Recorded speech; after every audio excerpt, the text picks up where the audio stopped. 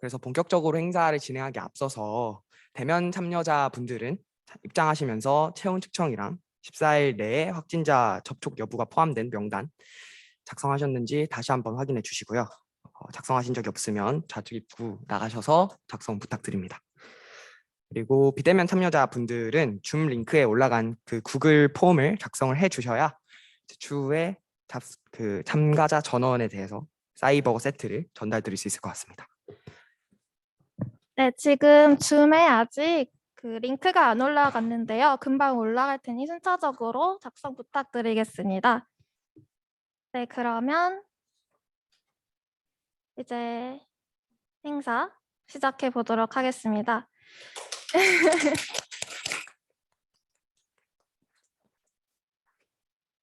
네, 화학과 학과 설명회에 참석해 주신 여러분들께 모두 감사의 말씀 드립니다. 저희는 진행을 맡은 화학과 학생회장 조호정, 20학번 과대표 김찬수입니다. 바쁘신 와중에도 시간을 내어 참석해 주신 학생 여러분들과 화학과 교수님들께 모두 감사 인사드립니다. 대면, 비대면 할 것 없이 다양한 정보를 새내기 여러분의 학과 선택에 있어 도움이 되고 유익한 시간이 되었으면 좋겠습니다. 학과를 선택하는 데 있어서 도움이 되었으면 좋겠습니다. 네, 행사 순서는 다음과 같습니다. 이영민 학과장님의 인사 말씀을 필두로 교수님들의 간단한 연구 분야와 관련된 소개 그리고 학과 소개를 드릴 예정입니다. 이어서 조호정 학생회장의 발표가 진행이 되고요. 이후에 전반적인 질의응답 시간을 가지고자 합니다. 그리고 마지막까지 행사에 열심히 참여해 주시고 또 질문해 주신 분들을 대상으로 경품 추첨을 할 예정이니까 궁금한 점이 생긴다면 잘 기억해 두시고 끝까지 집중해서 참여해 주시기를 바랍니다. 먼저 학과장이신 이영민 교수님의 인사 말씀이 있겠습니다. 큰 박수로 맞아주시기 바랍니다.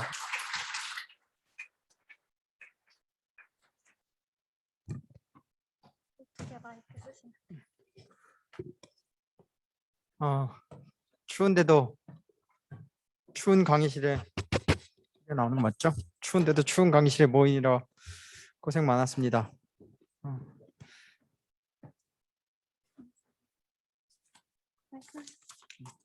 다들 알겠지만 좀 전에 학생들이 여러분들이 학과 선택에 많은 도움이 되겠습니다라고 말하고 속뜻은 화학과에 많이 오세요 라는 뜻으로 하는 행사인 건 다 알고 있을 테고요. 그래서 교수님들께서 그 화학과에 오면 어떠한 재밌는 일들이 있는지 그런 것들에 대해서 여러분들이 말씀을 해주실 거예요. 그리고 학생회에서도 학과에 오면 얼마나 즐거운 일들이 있을지에 대해서 여러 가지 설명을 해줄 것입니다. 네, 그 중에서 한 어느 일정 프랙션은 뻥이죠, 그죠? 살다 보면 어려운 일도 있어요. 하지만 여러분들한테 내가 해주고 싶은 말은 살다 보면 어려운 일이 있는 건 여러분들이 뭘 해도 마찬가지예요, 그렇죠? 어려운 일을 피하는 게 아니고 어려운 일을 넘어가는 게 중요한 거고, 그래서 여러분들이 진로를 선택할 때 어디로 가는 게 가장 쉬울까를 선택하면 당연히 안 되겠죠, 그지? 그리고 결국에 제일 중요한 거는 여러분들 어쨌든 학과를 선택하는 데서 제일 중요한 학과를 선택하는 데 여러 가지들을 고려를 할 텐데 제일 중요한 건 결국은 자신이에요. 자신이 뭘 좋아하고 자신이 어떤 걸 하고 싶은지를 잘 생각을 해보세요. 본인의 가슴에 손을 얹고 과연 나는 뭘 하고 싶은가를 잘 생각해 보세요. 뭐가 끌리는 게 학교 생활을 1년 하면서 이미 생겼을 거예요. 그래서 끌리는 게 있으면 끌리는 걸 따라가는 게 가장 좋은 거고, 그리고 헷갈린다면 내가 과연 뭐에 끌리는지를 찾아보려고 이런 기회를 통해서 찾아보려고 노력을 기울일 것을 당부를 드리는 바입니다. 아마 많은 교수님들이 비슷한 얘기를 할 텐데 내가 여러분들한테 하고 싶은 얘기는 딱 두 개예요. 하나는 엄마 아빠가 끌리는 걸 하면 안 돼. 왜 그러냐면 두 번째 얘기랑 연관이 있는데 이제부터 여러분들 인생에서 되는 일과 안 되는 일의 비율이 점점점 바뀝니다. 고등학교 때까지는 하면 된다가 삶을 지배했을 거예요. 그리고 학부 때까지도 대체로 해도 잘 안 되는 것도 조금 있긴 한데 그래도 하면 되네라고 하다가 그 학부를 졸업하고 나면 해도 안 되는 것들이 태반인 그런 그 전환이 점점 있을 거예요. 그 전환에 잘 적응하는 게 여러분들 인생에 엄청 중요할 텐데 그래서 여러분들이 성인이 돼서 특히 여러분들처럼 사회 리더가 되기 위해 교육을 받은 사람들은 그 가장 중요한 덕목이 frustration resistance예요. 왜냐하면 태반이 해도 안 되는 일들을 할 거기 때문에 그러다 어쩌다 되는 일을 보면서 기뻐하면서 앞으로 나가는 거거든요.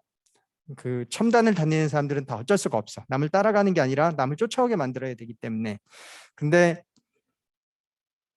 그 frustration resistance에서 제일 중요한 것 중에 하나가 frustration이 당연한 것이려니 하고 받아들이는 거야. 근데 frustration이 당장 다가오면 되게 힘들거든요. 근데 그 frustration이 내가 선택한 것이 아니고 내 엄마가 내 아빠가 선택한 것이라고 하면 되게 미워.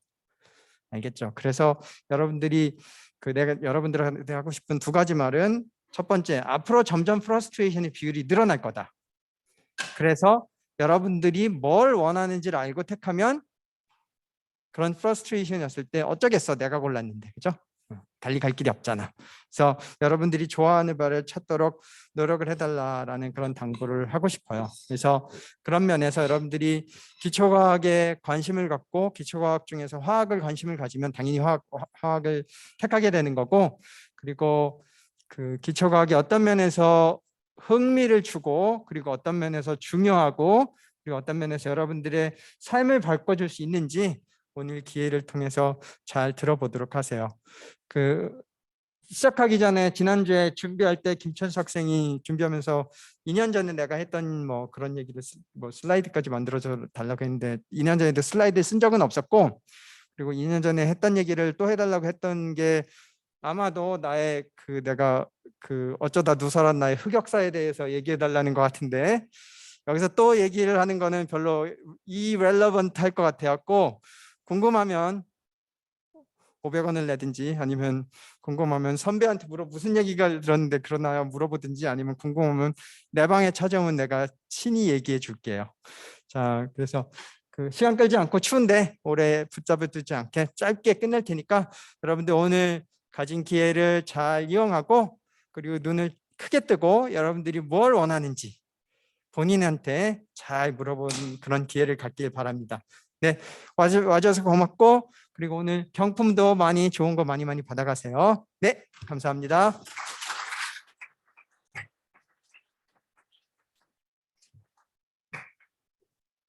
네, 좋은 말씀 해주신 이영민 교수님께 다시 한번 감사의 말씀 드립니다. 교수님의 흑역사가 알고 싶으신 분들은 화학과에 진학을 하시면 저희가 친절히 알려드리겠습니다. 구전으로 전해오는 이야기들을 들려드리겠습니다. 네, 이어서 백무현 교수님께서 발표를 해주실 예정입니다. 큰 박수로 맞아주시기 바랍니다.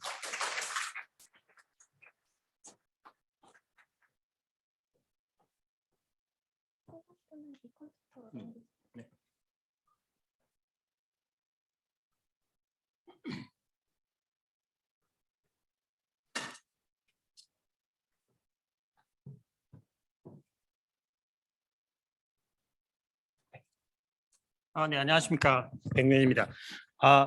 제가 이 일을 지금 몇 년 동안 하고 있는데 매년마다 학생들한테 무슨 얘기를 해줘야 되나 하고 고민을 합니다. 뭐 이렇게도 해보고 저렇게도 해봤는데 뭐 이번 년에도 다시 한번 고민을 해봤습니다. 그래서 이제 하나 제가 보여드리고 싶었던 건 뭐냐면 이 한국이라는 나라가 외국이랑 많이 달라요.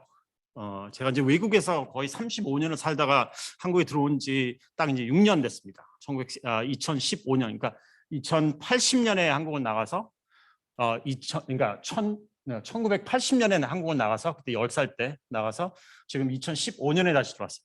그 중에서 한 15년은 독일에서 살았고 그다음에 20년을 미국에서 교수 생활까지 하다가 한국에 들어왔는데 그러다 보니까 한국이 진짜 세계 어느 나라보다 다르다는 게 느껴집니다. 그 중에 하나는 뭐냐면 이게 이제 1993년에 한국 전쟁이 끝나고 나서 이게 청계천인 것 같은데 이런 사진을 보시면 지금은 아예 생각도 안 되는 거죠. 그죠?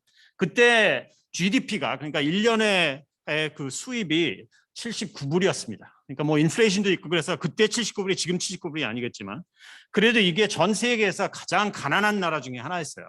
그런데 이제 이게 지금 2019년에는 우리가 전 세계에서 진짜 가장 부자인 나라 중에 하나입니다. 그러다 보니까 지금 영명 교수님께서 말씀하신 게 부모님 말은 들으면 안 된다. 그러는 말씀이 뭐냐면 지금 학생들 지금 20살 이제 넘어서 이제 미래를 만들려고 하는 학생들한테 어떤 선택을 해야 되고 삶을 어떻게 살아야 되냐 하는 거를 이렇게 얘기해 줄 사람이 거의 없는 것 같아요. 왜냐하면 지금 부모님들, 지금 여러님들의 부모님이나 저의 어머님도 제가 한국에 나온다니까 너 미쳤냐? 그러셨어요. 미국에서 텐녀까지 받은 교수가 왜 그 텐녀까지 죽을 때까지 일을 해도 되는 그 좋다는 미국에서 자리 잡은 사람이 그걸 다 집어 던지고 한국으로 나오겠냐? 너는 무조건 나오지 말라 그러셨어요. 그런데도 전 나왔습니다. 왜냐하면 한국이 내가 볼 때 훨씬 더 좋고 제 일하는 데도 훨씬 더 좋고 화학 저는 카이스트 같은 화학과가 진짜 너무 좋기 때문에 제가 그냥 미국에서는 뭐라고 하냐면 I voted with my feet라고 그러거든요. 그러니까 내가 뭐 카이스트의 화학과가 진짜 좋다 하는 얘기는 그냥 얘기만 하는 것이 아니라 제가 나올 때 여기를 골라서 나온 곳입니다. 그때 제가 이제 한국에 나온다니까 갈 수 있었던 데가 서울대 유니스트랑 카이스트 그 세 개로 나중에 했는데 제가 카이스트로 진짜 오고 싶었고 이게 진짜 대단한 학교라는 겁니다. 그러니까 여기서 지금 아까 지금 한국에 대해서 다시 말씀을 드리자면 우리가 이렇게 커졌는데 내년 그러니까 15년, 20년 후에 그러니까 여러분들이 이제 40살, 50살 돼서 사회생활을 하실 때 어떻게 하면 그것이 더 좋을까 하고 그렇게 얘기를 해줄 사람이 몇 명 없어요. 왜냐하면 내가 볼 때 아직도 한국이 발전이 안 끝났기 때문에 한 20년 후에 우리가 어디를 갈지 모르거든요. 그러니까 지금 보이는 거 무슨 뭐 artificial intelligence다 뭐 굉장히 대단하게 지금 뜨는 거 artificial intelligence는 그 열차에 타려면 5년 전에 탔어요. 그죠? 그래야 지금 거의 끝나니까 가는 거거든요. 그러니까 내가 볼 때 어떻게 해야 잘 먹고 잘 살 수 있는지는 진짜 힘든 거지만 한 가지 보이는 거는 여러 가지 보이는 게 있습니다. 그 보이는 거를 이제 제가 좀 오늘 말씀드리고자 합니다. 이거 보시면 여기 이제 네이처에서 나온 건데 제가 이거는 저만 말씀드리는 것이 아니라 전 세계에서도 한국이 참 대단한 그리고 좀 웃긴 나라다 하고 이렇게 보는 게 있어요. 우리 과학 쪽에서 봐서는 그것이 바로 뭐냐면 어느 나라도 전 세계에서 사이언스 펀딩을 그러니까 우리 연구비를 이렇게 갑자기 늘리는 나라가 전 세계에 없습니다. 그러니까 한국이 유닉 케이스라고 해서 2010년에 네이처 페이퍼가 나온 건데 이게 다 보시면 이게 지금 GDP에 관해서 리서치 앤 디벨롭먼트에 얼만큼 돈을 투자하냐 하는 걸 봤을 때 한국이 지금 한국하고 이스라엘이 거의 언제나 1등이냐 2등이냐를 지금 다투고 있어요. 2015년부터. 그래서 여기 보시면 유로피안 유니언은 자기네 GDP의 1.8%, 중국 그 크다랗고 유명하고 발달한다는 중국도 한 2% 정도, 미국은 2.5% 정도 GDP에 쓰고 있습니다. 한국이나 이스라엘은 언제나 지금 4%가 넘어서 거의 5%까지 가고 있습니다. 이 말은 무엇이냐면 지금 여기 카이스트 잘 오셨다는 거예요. 왜냐하면 지금도 보이는 것이 미래가 한국이 어떻게 될지는 모르지만 우리나라가 갑자기 무슨 프로덕션을 많이 해서 뭐 중국의 무슨 셴젠 같은 걸 만든 나라가 아니고 우리가 미래가 어떻게 될지 모르지만 한 가지는 분명하다. 그거는 뭐냐면 리서치 앤 디벨롭먼트와 우리 기술 가지고 과학 기술 가지고 먹고 사는 나라는 건 분명하다는 거예요. 그렇죠? 그러면 여기서 이제 우리 이 카이스트에 오셨으니까 여기서 어떤 과를 찾냐? 어떤 과를 찾는데 자기가 하고 싶은 거를 찾아가도 되지만 그것도 중요하죠. 자기가 이용민 교수님께서 조금 말씀하신 것처럼 그것도 제가 굉장히 중요하다고 생각하지만 그래도 과를 중에 자연과에서 봤을 때 내가 여기를 가면 진짜 world's first라는 그런 대단한 일을 할 수 있는 인프라스트럭처가 있냐. 그런 걸 볼 때 랭킹이 그렇게 중요한 건 아니지만 이걸 안 볼 수는 없죠. 그죠? 그래서 화학을 봤을 때 저도 뭐 여기 카이스트에 온다는 거를 결정할 때 랭킹을 봤지만 이 랭킹을 봐서는 더나 화학과는 진짜 숨길 필요가 없는 대단한 학교라고 말씀드릴 수가 있습니다. 이게 지금 QS 랭킹인데 QS 랭킹은 이제 그 학교들을 랭킹하는 건데 여기 보시면 QS 랭킹 케미스트리에서 MIT가 지금 계속 꾸준히 1등으로 돼 있고 스탠포드가 뭐 4등, 5등 하단계 뭐 2등도 됐고 뭐 다 유명한 대학들 다 보이시죠? 여기서 카이스트가 벌써 계속 몇 년 동안 한 20등에서 왔다 갔다 하고 있습니다. 그리고 이제 이번 년에는 24등으로 돼 있고 인트레스팅한 건 뭐냐면 그 밑에 그럼 우리보다 그 랭킹이 좀 낮은 대학들은 뭐가 있냐? 그런 걸 봤을 때 무슨 프린스턴 유니버시티도 있고 테크니컬 유니버시티 뮤닉 이것도 원래 세계적으로 대단한 대학들인데 랭킹 봐서는 우리가 얘네들보다 더 잘하고 있다고 평가를 받고 있습니다. 다른 거 보시면 US 뉴스 랭킹 이거는 이제 미국 US 뉴스에서 하는 랭킹인데 거기가 2017년에 처음으로 이제 전 세계를 다 랭킹했을 때 우리가 22등으로 나왔어요. 얘네들은 이제 랭킹을 한 4년, 5년에 한 번씩 하는데 이번 년에는 54등으로 떨어졌습니다. 이것이 우리가 잘못해서 떨어진 것이 아니라 거기 이제 랭킹을 할 때 점수 주는 걸 보면 점수는 또 거의 비슷한데 문제가 뭐냐면 중국입니다. 중국에서 우리가 말 듣지도 못했던 학교들이 이 랭킹에 다 많이 올라와서 지금 보시면 칭화대학이 2017년에만 봐도 10등이었었는데 지금 이제 4등으로 올라갔어요. 그리고 여기서 보시면 뭐 USTC, University of Science and Technology China 27등이었던 것이 7등으로 뛰고 막 그랬습니다. 그래서 여기 보시면 우리가 지금 굉장히 많이 떨어진 것 같이 보이는데 중국의 그 커다란 대학들이 발전하고 있는 것이 무섭게 발전하기 때문에 여기가 좀 밀리고 있습니다.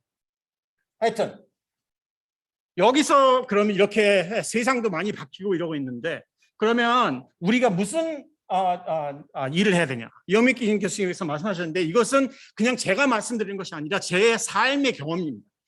제가 제 학생들도 알고 제 교수님들한테도 맨날 얘기하는 게 뭐냐면 내가 지금 하는 일은 그러니까 단어가 따로 없기 때문에 일이라고 그러지. 그러니까 I call this work because I don't have another word. I need to call this work. 그렇지만 이게 진짜 일이냐? 이렇게 매일같이 이 사진이 진짜 저의 지금 상태를 잘 맞춘다고 생각해요. 왜냐하면 여기서 교수로 생활을 하는 것이 이게 진짜 힘든 거냐? 아니라고 생각합니다. 네. 왜냐하면 이게 진짜 일도 아니고 이건 장난치는 것 같이 뭐 학생들이랑 오늘은 뭘 하고 놀까 하는 생각으로 하는데 그게 이제 화학에 대한 연구라는 거죠. 이게 왜 중요하냐면 우리가 지금 여기까지 와서 우리 부모님들이 열심히 일하셔서 우리가 이렇게 발전을 했는데 그러면 그거를 어떻게 우리가 우리 미래를 더 잘 살게 써먹을 수 있냐? 내가 볼 때 가장 중요한 것은 뭐냐면 지금 여기 있는 분들이 내가 뭐를 해야 먹고 살지? 그 걱정은 안 하셔도 돼요. 무엇을 해도 먹고 삽니다. 뭐를 해도 잘 살 수 있어요. 보통은 다 해. 그러니까 우리 지금 사회에 와서 진짜 락셔리는 뭐냐? 진짜 락셔리는 뭐냐면 내가 하는 일이 일이라고 생각되지 않는데 그 일을 하면서 돈도 받아먹고 카리어도 만들 수 있다는 거죠. 이것이 왜 중요하냐면 내가 좀 전에 말씀드린 것처럼 중국 대학들이 무지하게 커지고 컴피티션은 점점 심해지는데 거기서 좋은 점이 뭐냐면 내가 이 일을 일이라고 생각하지 않고 이게 내가 그냥 재밌어서 하는 거야. 이렇게 되면 스트레스가 별로 없어요. 그래서 저를 보시면 제가 스트레스 그렇게 많이 받는 사람이 아니거든요. 제가 이제 50살이 넘었는데 흰머리도 하나도 안 나오고 이러는 이유가 그냥 이거는 일이라고 생각하지 않고 일을 해서 그럽니다. 하여튼 시간이 좀 그래가지고 제가 이거는 뭐 제 학생들이 우리 일 열심히 했던 것 좀 보여주라 해서 제가 이제 그 페이퍼 쓰는 건데 저희 그룹에서 작년에 페이퍼가 한 31개, 32개 정도 나오고 한 30개씩 쓰는데 이 논문들을 30개 쓰는 거를 내가 이 일로 진짜 나 이번에 30개 쓸 거야 이렇게 일하면 내가 아마 죽을 것 같아요. 그죠? 근데 이거는 그냥 재밌어서 와 이거 진짜 재밌는 일이라네 이거에 대해서 페이퍼 쓰자. 페이퍼 쓰는 것도 재밌고 그러다 보니까 이렇게 크게 스트레스를 안 받으면서 이런 걸 하고 있습니다. 그러면 제가 시간도 별로 많지 않고 그러니까 제가 저희 학생들이랑 카이스트에 와서 한 일 중에 하나가 진짜 제가 생각할 때는 너무 재밌는 일이다 하는 것만 간단히 보여드릴게요. 저희가 우리 랩에서 이제 작년에 이게 나온 논문인데 새로운 에펙트를 발견했습니다. 이거는 화학 전문이 아니신 분도 뭐 저런 엉뚱한 거 가지고 논문을 내냐 하는 정도로 웃긴 얘기예요. 그래서 이제 저희가 이제 에펙트를 봤는데 이 에펙트 이름을 좀 줘야 멋있는 이름을 줘야죠. 그래서 이걸 거의 제가 6개월 동안 생각해서 만들어낸 네임이 엘렉트로 인덕티브 에펙트입니다. 그죠? 이 딱 들어보시면 이거 뭐 교과서에 나온 것 같죠? 근데 찾아보시면 없어요. 제가 그냥 만들어낸 겁니다. 이게 아이디어는 뭐냐면 화학을 모르는 사람도 팡셔널 그룹이 뭔지 아시죠? 팡셔널 그룹 같은 거 무슨 나이트로 그룹 같은 거 이쪽에 있고 저쪽에 무슨 옥시 뭐 이런 것들은 엘렉트론 도네이팅 그룹들이 있고 엘렉트론 위드로잉 그룹들이 있어요. 이게 팡셔널 그룹이에요. 그렇죠? 그러니까 우리가 팡셔널 그룹을 어떻게 쓰냐면 팡셔널 그룹을 바로 저 루이스 할메트라는 사람이 1937년에 Journal of American Chemical Society 페이퍼를 내면서 뭘 했냐면 화학에서 반응이 이렇게 가는 게 있으면 거기다가 팡셔널 그룹을 달았더니 반응의 속도가 바뀌더라고요. 그래서 지금은 이거 너무나 물론적으로 다 누구나 아는 지식이에요. 그걸 뭐냐면 무슨 이런 반응이 가는데 이런 반응이 가는데 여기다가 엘렉트론 위드로잉 그룹을 달았더니 엘렉트론 덴시티가 탁 떨어지면서 무슨 엘렉트로필 리시팅 같은 게 잘 안 되더라. 그죠? 그런 게 우리가 맨날 하는 거예요. 그러다 보니까 화학에서 95% 아니면 98% 정도로 하는 일이 맨날 뭐냐면 반응 하나 발견해서 그 반응을 조절하기 위해서 팡셔널 그룹 만들고. 그죠? 그게 우리 하루 종일 하는 일이에요. 그래서 우리가 이제 제가 제 학생들이랑 생각해 보니까 야 그거 꼭 그렇게 해야 되냐? 팡셔널 그룹을 꼭 만들어야 되냐? 하는 생각이 났어요. 왜냐? 여러 가지 팡셔널 그룹을 써서 화학 반응을 조절한다는 게 이거 진짜 원래 쪽팔리는 짓이야 이거. 왜냐? Turing necessary discontinuous. 만약 무슨 말이냐면 엘렉트론 덴시티를 조금 바꾸고 싶은데 여기 위에 보시면 파라미터 같은 게 쭉 나와 있잖아요. 여기 맵박스랑 아민 같은 거 보실 경우에 파라미터들이 마이너스 0.3에서 마이너스 0.7로 뛰어요. 그렇다는 문제는 뭐냐면 저쪽에 엘렉트론 도네이팅 어빌리티가 디스크리트로 뛴다는 얘기죠. 그죠? 그러니까 그 가운데를 잡고 싶으면 어떻게 해요? 없어요. 팡셔널 따로 만들어 보든가 해야 돼요.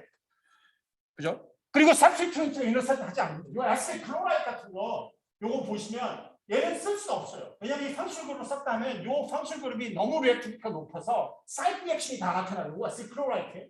그러니까 이거를 그 화학 반응 조절하려고 붙였는데 내가 조절하는 반응은 안 가고 다른 사이드 리액션으로 간단 말이에요.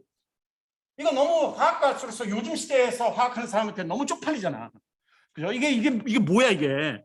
그죠? 우리 사이언스 픽션 같은 보면 막 그냥 컴퓨터로 막 그냥 컨트롤하고 그랬는데 우리는 아직도 무슨 방출구를 달고 매년같이 신테시스 하고 있고 그게 말이 되냐? 그리고 여기서 가장 힘든 건 뭐냐면 every molecule must be perfect. 그죠? 이걸 조정을 하려면 몰레큘 하나하나 만들어야 된다는 거예요. 그래서 우리가 생각할 때 이거 어떻게 다르게 할 수 없나 생각해서 엉뚱한 생각을 한번 해봤습니다. 이건 진짜 내가 거짓말도 아니고 제가 꿈에서 꾼 거예요. 꿈에서 생각을 해봤더니 엘렉트론 덴시티 선수 그룹 달아가지고 우리가 하는 게 뭐냐면 엘렉트론 덴시티 막 밀고 빼는 거잖아요. 그러면 당신들 그렇게 하지 말고 엘렉트로드에다가 그죠? 그냥 엘렉트로드에다가 코비넌트 링크를 해서 리액션을 분자를 달아서 볼테이지를 주면 네거티브 볼테이지 주면 엘렉트론 덴시티가 들어가고 포지티브 볼테이지 주면 엘렉트론 덴시티가 빠지죠. 그죠? 그러니까 엘렉트로드가 팡션과 똑같은 일을 할 수 있냐 없냐. 그죠? 이거 왜 하려는지 분명히 그냥 보이시죠? 막 이렇게 디스크리트 할 필요 없어요. 볼테이지는 아무렇게나 바꿔도 됩니다. 신테시스 같은 거를 그냥 헬멧 시리즈 하면 그런 신테시스 할 필요 없어요. 그냥 달아놓고 포텐셜만 쭉 바꾸면 엘렉트론 위드로잉에서 엘렉트론 도네이팅을 쭉 갈 거 아니에요. 그죠? 이거 딱 보셨을 때 야 이거 진짜 엉뚱한 생각이거든요. 근데 이 엉뚱한 생각이 돼요.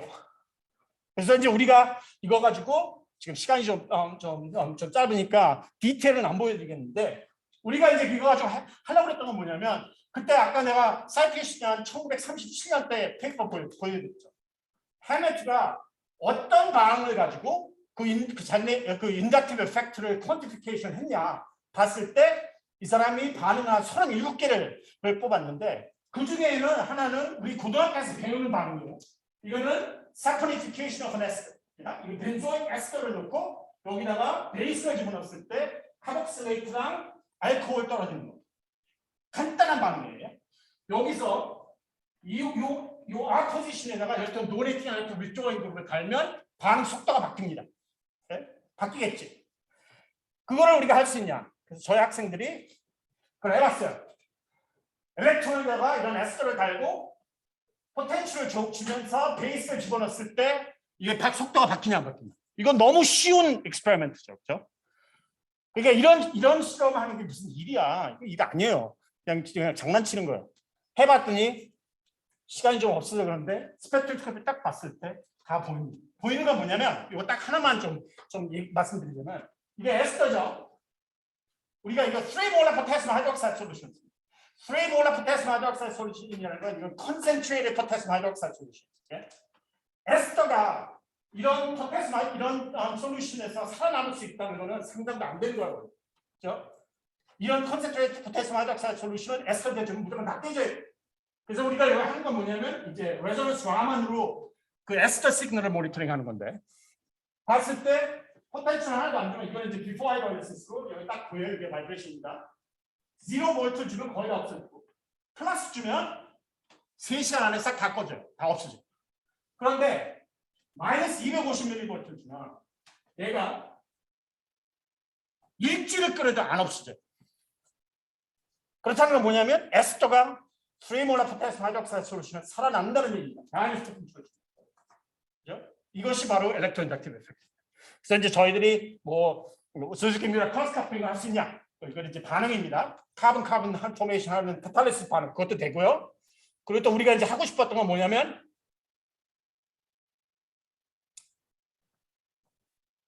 함수들까지 할 수 없는 거. 뭐냐면 우리가 할 수 있는 건 뭐냐면 반응이 가는데 반응이 투 스텝 리액션이 가잖아요.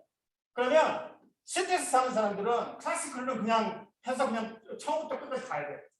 우리는 첫 번째 스텝을 갔다가 두 번째 스텝까지 하는 포텐셜을 바꿀 수가 있습니다. 그래서 우리가 보던 반응은 뭐냐면 이런 DCC 카플링 여기서 뭐냐면 다이시클로 헥스카본 다이레이트가 바로 제입니다.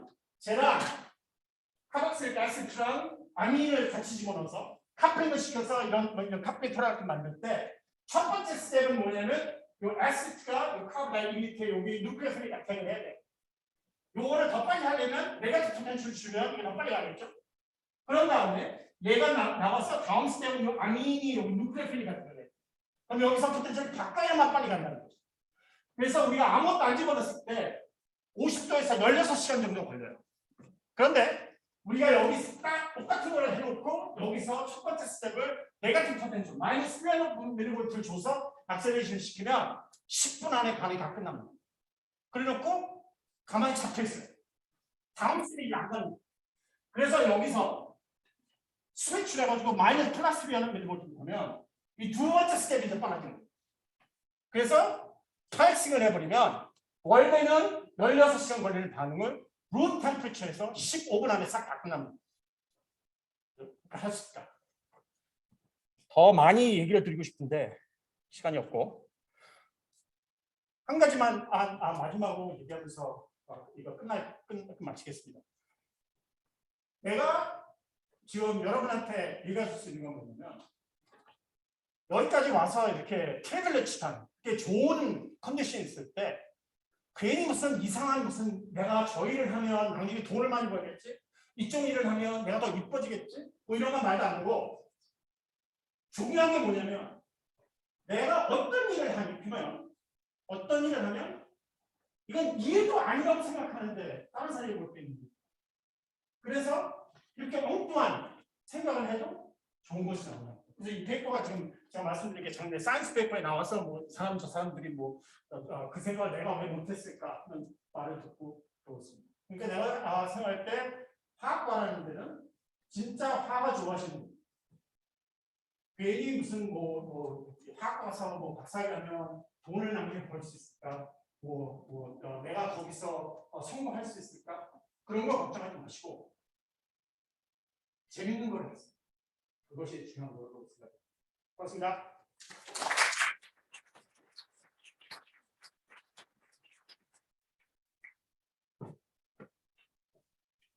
네, 백무현 교수님의 열정적이고 멋진 강의 내용 잘 들으셨죠? 여러분들도 재미있는 화학과에 꼭 와주시기 바랍니다. 마지막으로 변혜령 교수님께서 발표를 해주실 예정입니다. 큰 박수로 맞아주시기 바랍니다.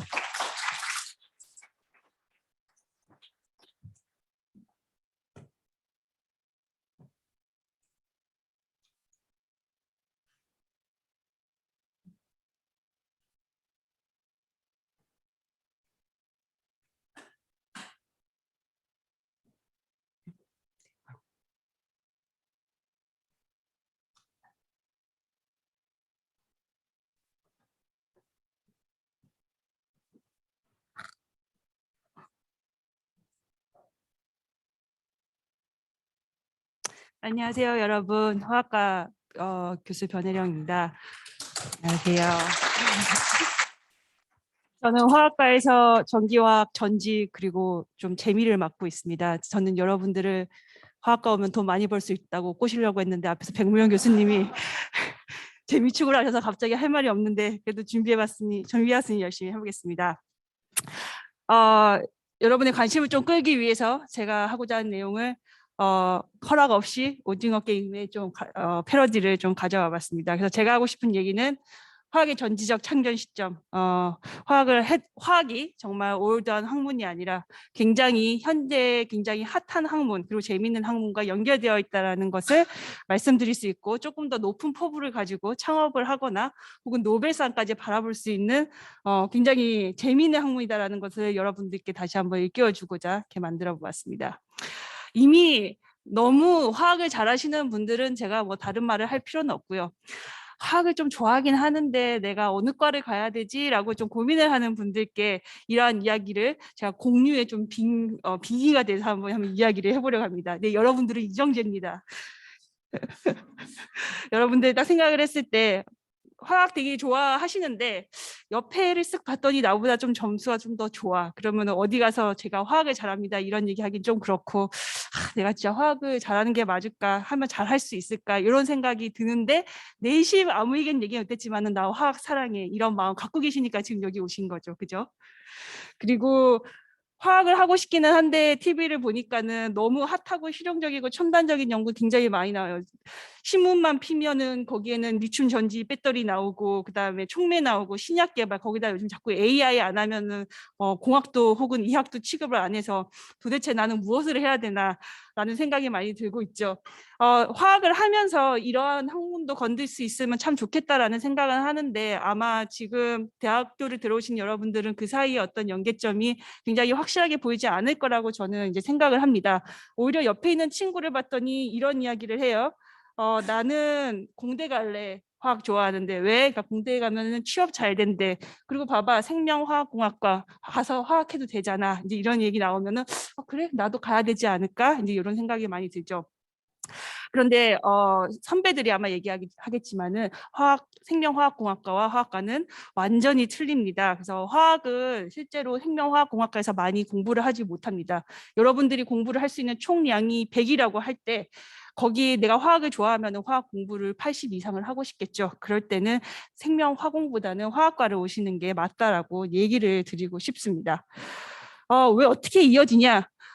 재작년에 2019년도에 노벨 화학상의 주역들이 바로 리튬 이온 전지를 개발한 세 분입니다. 너무 잘하시죠? 저도 이제 너무 톡을 많이 하고 다녀서 제 톡을 한 번이라 들어보신 분들이 이름을 다 외웠을 것 같은데 이제 여기 가운데 있는 분이 이제 스탠리 위팅엄 교수님 내일 카이스트에 온라인으로 톡을 하십니다. 한번 들어보시면 좋을 것 같고요. 여기 왼쪽에 있는 분이 이제 존 이너프 교수님 이름이 너무 좋죠. 굿 이너프입니다. 그리고 오른쪽에 계신 분이 이제 요시노 교수님. 이 세 분이 각각 다른 지역에 있었는데 각각 리튬 이온 전지를 개발을 했고 가장 중요한 거는 이분들이 그때 화학과에 계셨다라고 화학과에 계셨다는 겁니다. 놀랍죠? 왜냐하면 전지라고 하면 약간 공학적인 마인드가 큰데 어쨌거나 이분들은 지금 좋은 것도 만들고 노벨상도 받고 그래서 부와 명예를 지금 다 가지게 됐다라는 것을 이제 말씀을 드리고 싶습니다. 그럼 좀 이상하죠? 왜냐하면 왜 화학에서 저런 걸 할까? 화학은 공대 일이 아닐까? 내가 지금까지 배웠던 화학은 좀 틀린데라고 이제 생각을 할 수 있죠. 화학 생각하면 어떠신가요? 보통 이제 보면 이제 뭐 아보가드로 법칙부터 뭐 이렇게 뭐 이런 거 보면은 약간 뭔가가 좀 거시기하게 뭔가 열심히 일을 해야 되고 뭔가 남들 하지 않은 것도 열심히 땅을 파야지만 될 것 같다 이런 생각을 좀 많이 하시죠. 실제로 옛날에 알케미스트라는 이런 그림들을 보면은 화학하는 사람들 보면은 약간 남루한 옷에 누가 뭐라 하든 부엌 한구석에서 나는 내가 만들 거 만든다 막 이렇게 했던 이런 이미지가 상당히 강한데 지금은 많이 틀려졌습니다. 지금은 내가 일을 한 만큼 거기에 따른 보상을 받아야 되고 거기에 따라서 조금 더 큰 포부로 갈 수 있는 그런 길이 많이 널려져 있습니다. 그래서 더 이상 이러한 올드한 이미지라고 생각을 하시면 안 될 것 같고요. 그리고 여기서 이 페이지에서 보여드리는 거는 실제로 정말로 이분들이 화학과였다라는 것을 제가 보여드리기 위해서 이분들의 양력을 갖고 왔는데요. 가운데 계신 분 보면은 완전 골수 화학이죠. 이제 학부부터 화학 쭉 하시고 하셨고요. 그다음에 여기 계신 왼쪽 분 굿 이너프 교수님은 좀 천재십니다. 보시면 이제 학부는 수학, 박사는 물리, 지금은 메케니컬 엔지니어링의 교수신데요. 그런데 여기 노란색으로 표시가 되어 있죠. 1976년부터 1986년도에는 옥스퍼드 대학교의 화학과였다. 저때 리튬 코볼트 옥사이드를 화학과 학생들이랑 함께 개발을 하셨고 저걸로 노벨상을 받으신 겁니다. 나머지 이력 다 필요 없어요. 딱 저겁니다. 화학과 학생들과 함께. 오른쪽 계신 분은 일본에 계시는 아사히 카세이라는 기업에서 일하시는 분인데 맥주 회사 아닙니다. 되게 유명한 배터리 재료 만드는 회사인데 딱 보시면은 이제 전공이 이때 페트로케미스트리죠. 화학인데 이때는 이제 정유화학이 굉장히 중요했기 때문에 정유화학 역시 화학 쪽을 이제 전공을 하신 분입니다. 정말로 화학과 쪽 나오신 분 맞다. 그럼 이분들이 어떤 일을 했냐? 그 거의 뭐 한 몇십 년 전인데도 불구하고 굉장히 새로운 재밌는 일들을 많이 했습니다. 이 위팅하운 교수님은 지금 보시면은 이 타이타늄 설파이드를 처음으로 양극으로 만들었는데 얘들이 이제 이렇게 그 레이어드 스트럭처가 있어서 그 안에 이제 그 볼티지나 혹은 커런트를 가해주면은 이제 리튬이 들어갔다 나왔다 할 수 있는 자리를 만듭니다. 이때 만든 이 위팅엄의 배터리가 한 2V 정도 나옵니다. 그런데 한 몇 년 있다가 구디노프 교수님이 이거를 리튬 코볼트 옥사이드로 바꿔요. 그러면은 볼티지가 원리는 똑같습니다. 똑같이 리튬이 왔다 갔다 하면서 이 스트럭처가 망가지지는 않는데 이때 볼티지가 4V까지 들어갑니다. 이게 전지에서 볼티지가 이렇게 2배로 뛴다라는 거는 한번 충전했을 때 쓸 수 있는 에너지 양이 2배로 뛴다라는 얘기예요. 굉장히 중요하죠. 그래서 이때 굉장히 획기적인 개발이 되었고 맨 마지막에 요시노 교수님은 여기 있는 보시면은 페트로코크라고 하는 요런 이제 그 정유에서 쓰고 남은 이 탄소들을 가지고 음극을 맞은편을 만들었습니다. 여기 역시 레이어드 스트럭처고 리튬이 왔다 갔다 하기 때문에 이 두 개가 합이 딱 맞음으로써 리튬이 양쪽으로 왔다 갔다 하는 핑퐁 게임을 아주 자유롭게 할 수 있고 이 엄청난 개발이 현재의 이 휴대폰과 그리고 전기차에도 활용이 되고 있습니다. 멋지죠. 지금 봐도 멋지지 않아요. 그죠? 뭔가 뭉클하고 이거를 예전에 화학과 교수님들이 화학과 학생들이랑 했다라는 사실을 아시면 될 것 같습니다. 그리고 뭐 전기차 개발함에 따라서 요즘에 리튬 이온 전지 수요는 엄청 늘어나고 있고요. 그리고 너무나도 잘 아시겠지만 우리나라가 거기에서 선두를 달리고 있습니다. 그래서 뭐 중국도 굉장히 열심히 했고 정부 차원에서의 엄청난 그 투자가 있었는데 요즘에는 그 투자가 많이 빠졌고요. 그래서 우리나라에게 다시 기회다라는 이야기가 있고 뭐 특히 뭐 올해랑 작년이랑은 뭐 그냥 아마 포털 사이트만 가시면 계속 전지 얘기 나오고 뭐 소송 나오고 이런 것들 굉장히 많이 보셨을 겁니다. 그래서 보시면은 지금 화학이 하는 거죠, 그죠? LG 지금 이제 LG 엔솔이 됐는데 에너지 솔루션과 삼성 SDI 그리고 또 뭐 SK와 같은 굉장히 굴지의 회사들이 세계에서 1, 2, 3위를 다투고 있습니다. 그래서 여러분들 솔직히 카이스트 오셔가지고 뭐 취업 생각하는 거는 상당히 민망한 일입니다. 그죠? 카이스트 학생들은 취업을 생각을 전혀 할 필요가 없어요. 온 순간부터. 하지만은 그게 만약이라도 고민이 된다 그러면은 뭐 여러분들 전혀 걱정할 필요가 없습니다. 그래서 남들이 봤을 때 내가 화학과 간다 그러면은 되게 없어 보이지 않나 막 괜찮을까 막 이런 생각할지 모르겠는데 보시면은 바로 뭐 올해 9월 뭐 신입사원 채용 R&D 다 화학 뽑습니다. 전혀 걱정할 필요 없고 카이스트 학생들은 취업 걱정 안 해도 돼요. 우리는 여기 왜 왔냐? 저 창업하려고 왔어요. 우리 456억 정도는 가뿐하게 쏠 수 있는 그런 이제 창업할 수 있는 그런 능력을 카이스트에서 기를 수 있습니다. 어떻게 기르냐 하면은 여러분들이 좋아하는 거를 정말로 깊게 연구하고 거기에 대해서 잘 알고 거기에 대해서 호기심을 가지고 있으면 할 수 있고 그걸 바로 아마 화학과에서 여러분들이 화학에 좀 관심이 있으면 하실 수 있을 거라고 생각을 합니다. 자, 그러면 노벨상이 어떻게 나오냐? 그냥 나온 게 아니겠죠. 세상을 바꿔야지 노벨상이 나옵니다. 근데 우리나라는 굴지의 회사들이 많이 있어서 너무너무 일을 하기 좋은 그런 환경이에요. 그러면은 다음 전지 노벨상은 당연히 한국에서 나오지 않을까 이런 생각을 할 수가 있는데 사실은 잘 모르겠습니다. 제가 이렇게 이야기를 한 이유는 여러분들 깜짝 놀라시겠지만은 완전히 새로운 것을 요구하지 기존에 있던 곳에서 조금 늘어나는 증가하는 것을 결코 요구하는 것이 아니라는 겁니다. 그 지금 노벨상을 받은 이 히스토리를 보면은요. 1800년대로 흘러갑니다. 1800년도 가면은 여러분 이제 중학교 때 책 두면은 다니엘 전지 해가지고 징크 커퍼를 수계에 넣고 이었더니 전자가 흘러가면서 빛이 나더라. 뭐 이렇게 전구를 넣으면 빛이 나더라. 이제 이런 이야기들이 있죠. 그때 했던 다니엘 전지가 1836년에 만들어졌고요. 저건 충전이 안 됩니다. 그 후에 한 20년 지나니까는 이제 가스퐁이라는 사람이 저렇게 납축 2차 전지 씁니다.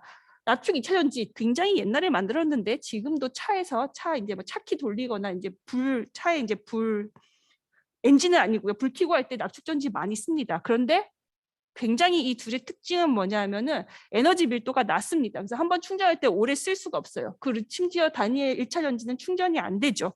이유가 뭐냐? 두 개 뭐 여러 가지가 있는데 대표적으로 일단은 징크 커퍼 너무 무겁습니다. 그죠? 두 번째는 물을 쓰는데 물 자체가 아시겠지만은 전위가 딱 1.23V로 딱 제한이 되어 있습니다. 그래서 물을 쓰는 한 이게 넓힐 수가 없고 얘들도 너무 무겁다.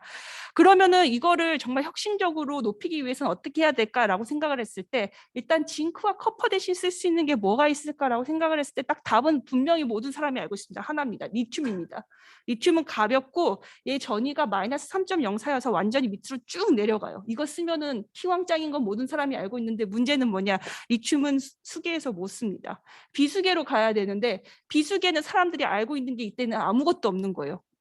아시다시피 공기가 뭐 옛날에 뭐 에틸이라고 했는데 이서라고 했는데 공기랑 이서랑 완전 틀리죠. 이렇게 메디어가 바뀐다라는 거는 완전히 그 안에 있는 원소들이나 혹은 생명들이 완전히 다른 걸 경험을 하게 되죠. 그래서 이거 역시 비수계로 바꾸는 순간 어떤 일이 일어날지 아무도 모르는 그런 거의 맨 땅에 헤딩을 하는 그런 연구를 해야 돼서 굉장히 사람들이 많이 망설였습니다. 대부분의 사람들은 여기 밑에 그림처럼 수계에서 조금 늘려가는 쪽으로 갔겠죠. 쉬우니까는. 근데 한계는 모든 사람들이 알고 있습니다. 근데 가는 겁니다. 그냥 쉬우니까. 근데 몇 명의 리더들은 가는 거죠. 끝을 보자. 리튬으로 만들어가지고 비수계에서 해서 새로운 세상을 만들겠자. 이 리더들이 바로 지금의 이제 그 노벨 화학상을 받으신 분들이라고 얘기를 할 수가 있습니다. 그래서 혁신이 이제 필요한 겁니다. 그러면은 지금 우리가 이렇게 좋은 리튬 이온 전지를 잘 쓰고 있는데 이게 앞으로도 계속 쓸 거냐, 특히 전기차에라고 하는 데 대해서는 좀 회의적인 시각이 있습니다. 신문지상에서는 굉장히 금빛 미래로 그려져 있지만은 여러 가지 한계가 있습니다. 여기 왼쪽 그림을 보시면은 Y축이 에너지 밀도인데 보시면 저 왼쪽에 있는 저 리튬 이온과 여기 오른쪽에 있는 개솔린과의 차가 10배입니다. 그래서 아무리 전지 많이 해도 개솔린 절대 못 따라갑니다. 여러분 차 운전하면은 좀 가다가 바로 씁니다. 굉장히 안 좋죠. 그러면 이거를 어떻게 하면 올릴까라고 해서 오른쪽 그림처럼 사람들이 올리는 방법이 어떻게 하냐면은 이미 이론적인 용량은 알려져 있기 때문에 매뉴팩처링을 합니다. 셀 디자인을 바꾸고 이렇게 저렇게 합니다. 좀 올라가요. 근데 똑같죠.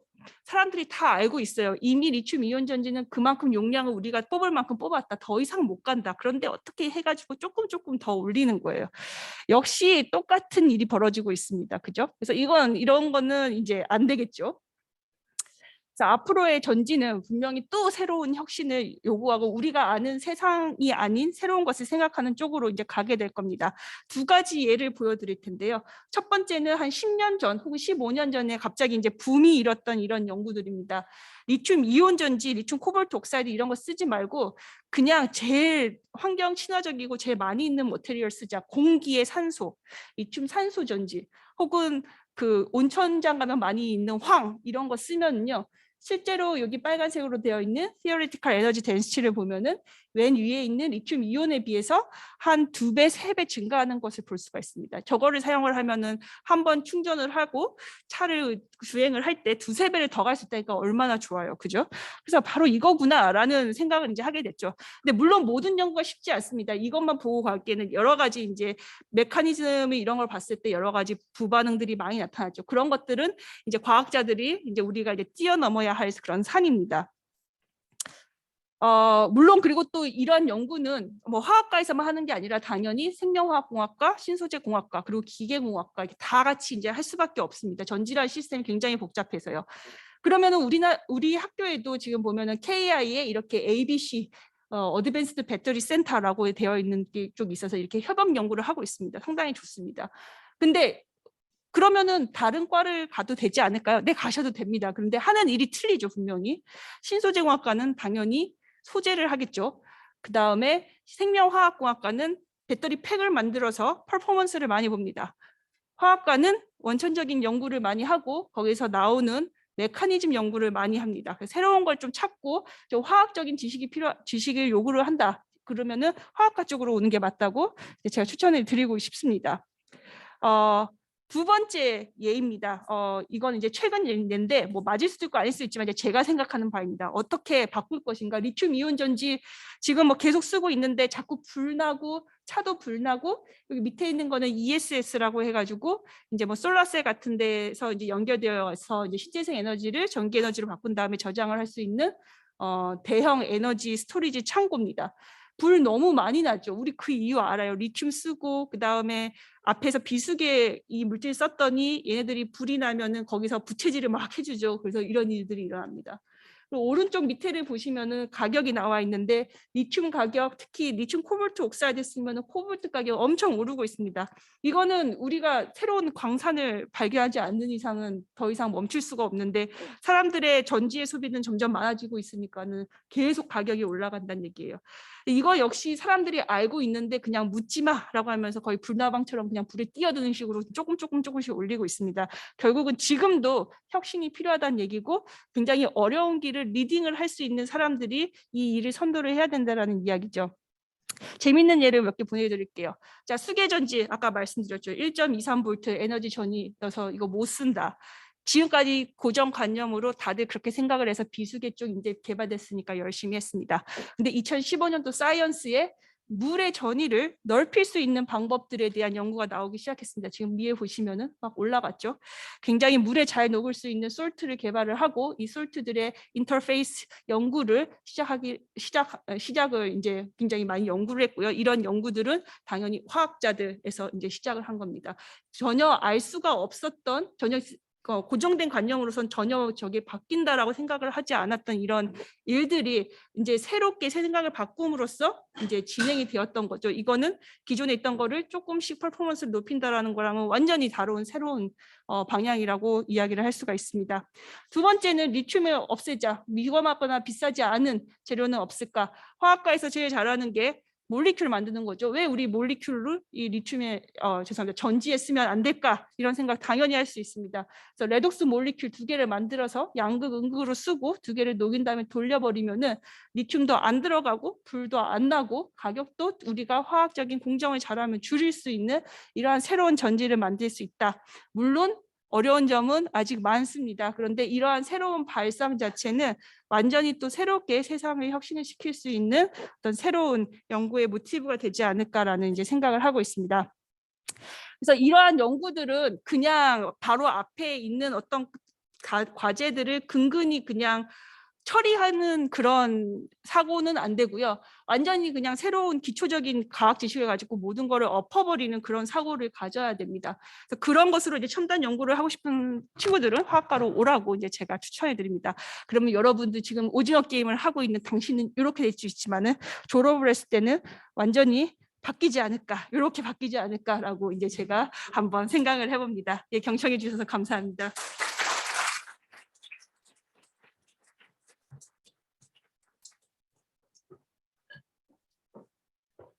좋은 발표해 주신 변혜령 교수님께 다시 한번 감사의 말씀드립니다. 이렇게 학과 소개에 힘써 주신 이영민, 백무현, 변혜령 교수님께 다시 한번 큰 박수와 환호 부탁드립니다.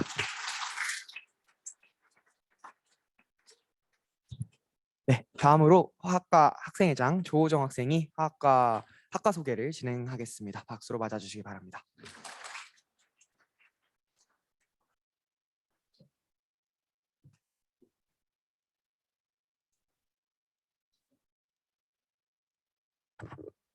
네, 안녕하세요. 이거 잘 들리나요? 네네. 네, 화학과 학생회장 조호정 다시 인사드립니다.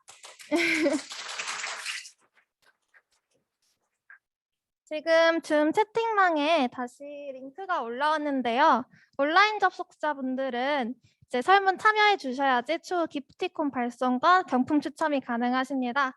그래서 꼭 설문 작성 부탁드리고요. 이제 발표를 시작해 보겠습니다. 이제 앞서 교수님들께서 좋은 말씀 많이 해주셨는데 저는 화학과의 전반적인 진로, 학업, 그리고 생활에 대해서 소개해 드리도록 하겠습니다. 저희 화학과는 교수님 약 30분, 그리고 학부생 약 200명, 대학원생 300명으로 구성되어 있습니다. 이제 세부 전공 분야는 다음과 같이 Analytical Chemistry, Organic Chemistry, Physical Chemistry 등등 다양한 분야가 존재하고요.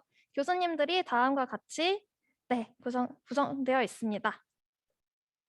그리고 화학과 건물은 흔히 저희가 뚜레쥬르 건물이라고 잘 알고 있는 이 6에 위치하는데요. 세부적으로는 이 6-4, 이 6-4에 위치합니다. 이제 화학과 과방도 여기에 있고요. 지금 발표가 진행되고 있는 창의관의 바로 옆 건물입니다. 네. 이제 다음으로는 화학과 진학 후에 진로에 대해서 알아보도록 하겠습니다. 그 전에 교수님들도 많이 말씀을 해주셨지만 화학과에는 어떤 학생이 와야 할까요? 이게 아마 오늘 학과 설명의 가장 중요한 내용이라고 할 수 있을 텐데요. 첫 번째로 화학을 좋아하고 연구를 직업으로 삼고 싶은 학생, 또는 둘째로 화학을 좋아하고 연구를 직업으로 삼고 싶지는 않은 학생. 네, 결론적으로 화학을 좋아하신다면 딱히 더 고민할 것도 없이 화학과에 오셔야 합니다. 이제 제가 보통 이렇게 학원을 하는 경우 잘 없는데 오셔야 해요. 저는 이제 학과 학생회장이지만 개인적으로 이제 생화공이나 신소재나 전산과 등 타과에도 관심이 많았습니다. 그래서 여러 군데 이제 많이 수업도 들어보면서 부전공을 많이 고민을 했는데요. 결국 화학을 좋아하는 사람으로서 든 생각은 화학과에 오지 않았으면 결국 많이 실망했을 것 같다. 그런 생각밖에 안 들었거든요. 그래서 결론은 화학을 좋아하시면 화학과에 오시면 되겠습니다. 그렇다면 본인이 이제 화학을 좋아하고 연구를 직업으로 삼고 싶은 첫 번째 카테고리에 속한다라고 하면 주목해 주세요. 카이스트 화학과는 여러분들께 다양한 분야의 수준 높은 연구 기회를 제공할 것입니다. 이제 오른쪽을 보시면 그 작년과 재작년에 이제 졸업생들이 어떻게 어느 분야로 진로를 선택을 했는지에 대해서 나와 있는데요. 이제 약 4분의 3에 해당하는 인원이 대학원에 진학하는 만큼 화학과에 온다면 비슷한 열정과 관심사를 가진 동기들과 함께 그렇게 할 수 있는 환경이 제공될 것입니다. 이제 화학과 교수님들은 정말 다양한 주제로 연구를 진행하고 계신데요. 이제 앞으로 소개될 슬라이드와 지금은 조금 다른 연구를 진행하실 수도 있어요. 그렇지만 우선 김호영 교수님의 연구실에는 이제 드라이랩으로 이론화학과 계산을 주로 연구를 하고 계시고요. 김현우 교수님은 합성 유기화학을 전문적으로 이제 촉매 등을 합성하시며 그런 연구실입니다. 임미 교수님은 이제 무기화학을 보통 학부생들을 가르치시는데요. 무기화학을 알츠하이머 치료제 제작에 연결시켜서 연구하고 계십니다.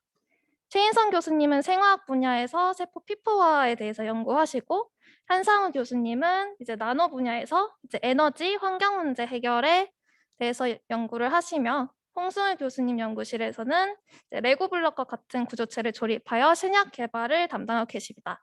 이 외에도 다양한 랩이 있으며 이제 화학과 홈페이지에 들어가서 이제 관심 분야가 있으시다면 좀 더 자세히 알아보실 수 있을 것입니다. 이제 이거는 박사 과정, 대학원을 졸업하고 박사 수료 후 취업을 한 사례에 대해서 최근 4년 사례를 가져와 본 것인데요. 네, 다른 교수님들 발표 자료에서도 보셨다시피 보통 이런 기업체로 박사 수료 후 취업도 가능하다고 합니다. 네, 그렇다면 본인은 화학을 좋아하지만 연구를 직업으로는 삼고 싶지 않은 학생이 있을 수 있습니다. 그런 학생들 또한 화학과에 당연히 와야 되는데요. 화학과를 나왔다고 해서 꼭 연구만 하는 것은 아닙니다. 얼마든지 원하는 진로를 선택할 수 있고요. 기업체를 희망하는 경우까지 함께 얘기를 해보겠습니다. 우선 최근 들어서 화학과뿐만 아니라 모든 학과에서 교수님들 창업이 많이 장려되고 있는 추세고, 화학과 또한 최근 몇 년간 교수님들이 다양한 기업체를 창업을 하셨습니다. 조금 유명한 이제 모다모다라는 기업도 있으시고요. 원래 오늘 이혜신 교수님이 그 창업에 관련해서도 발표를 해주시기로 했는데 시간 관계상 참여는 하시지 못했지만 이제 창업이나 취업 분야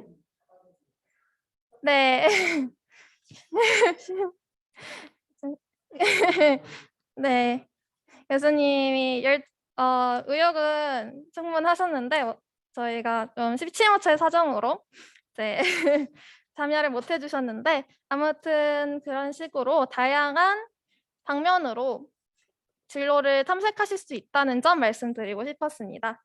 이제 저기 앉아 계신 그 한승규 교수님을 포함해서 학부 공공학번 졸업생분들의 진로 현황을 나타낸 표인데요. 이제 파란색이 교수님들이시고 이제 초록색이 연구원으로 일하시고 있는 분이고 노란색이 그 외의 분들인데 뭐 사무관이나 치과의사나 뭐 대학 직원 등 다양한 분야에서 진로를 선택하셔서 일을 하고 계십니다.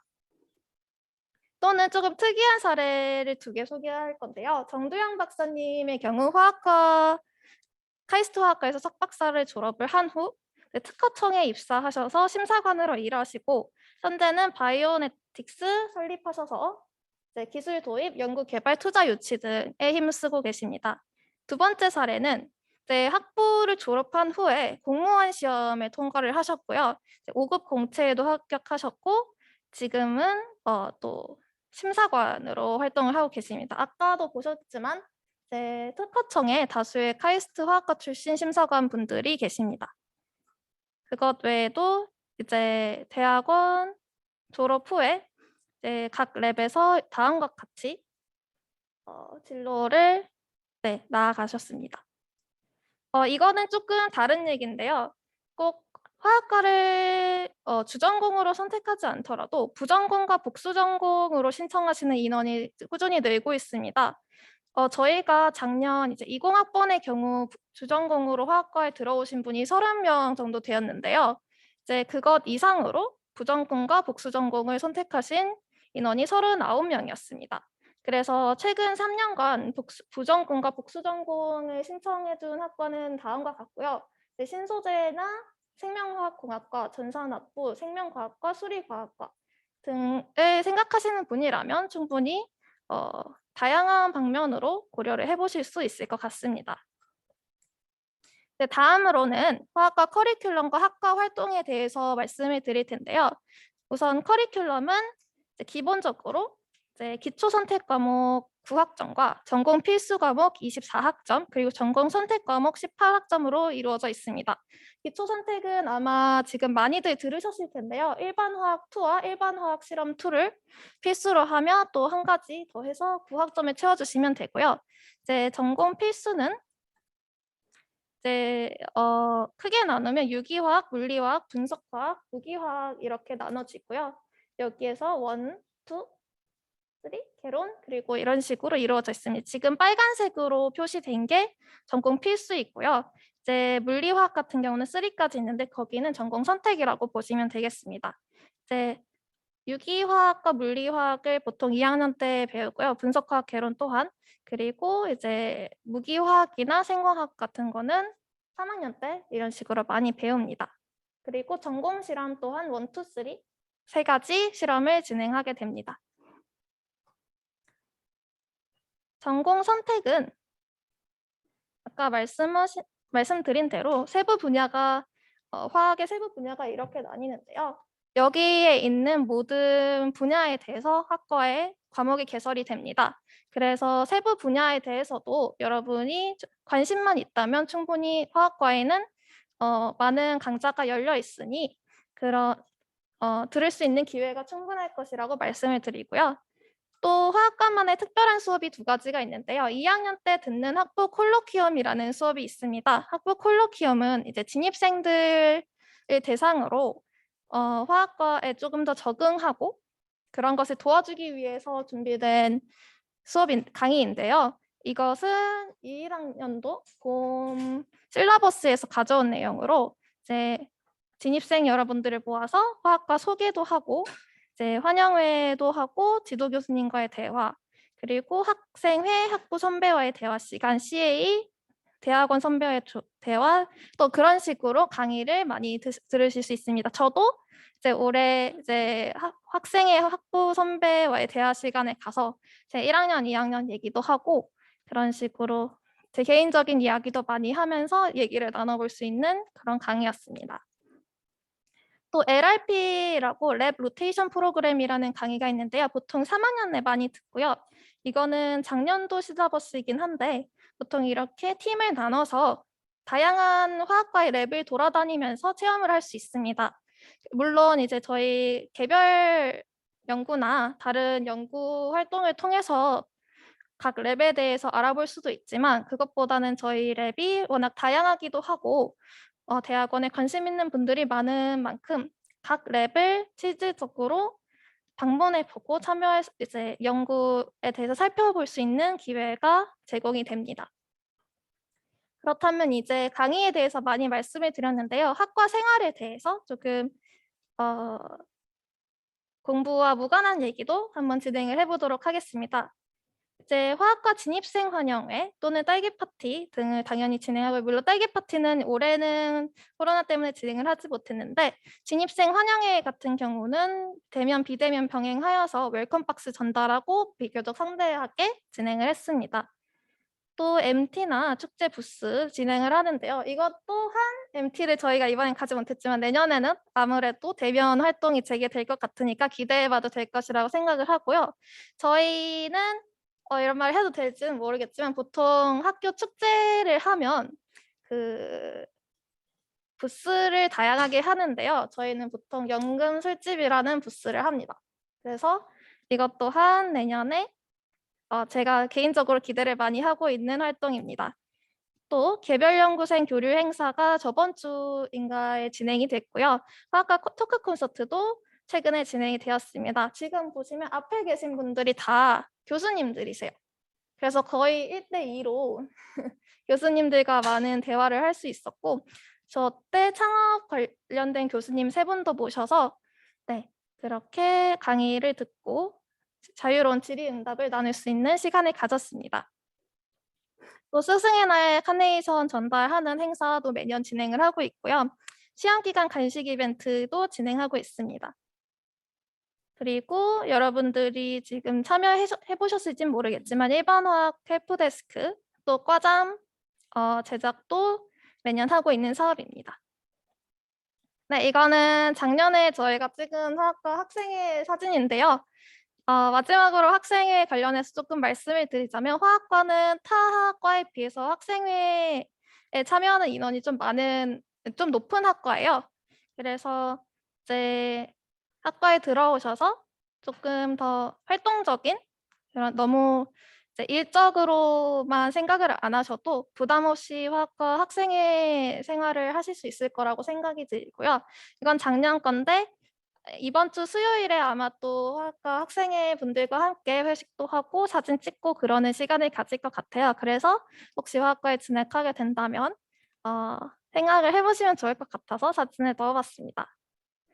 네, 그리고 이제 제 발표는 어느 정도 마쳤는데요. 다음 순서가 질의응답 순서거든요. 그 전에 보통 많이 질문하는, 많이 궁금해하는 것에 대해서 조금 더 얘기를 해보고 마치도록 하겠습니다. 화학과와 생명화학공학과의 차이에 대해서 헷갈리시는 분들이 좀 있으신 것 같아요. 근데 누가 봐도 화학과는 자연과학, 자연과학과이고요. 공학과, 생명화학공학과는 공학과죠. 그래서 문제에 접근하고 해결하는 방법이 많이 다릅니다.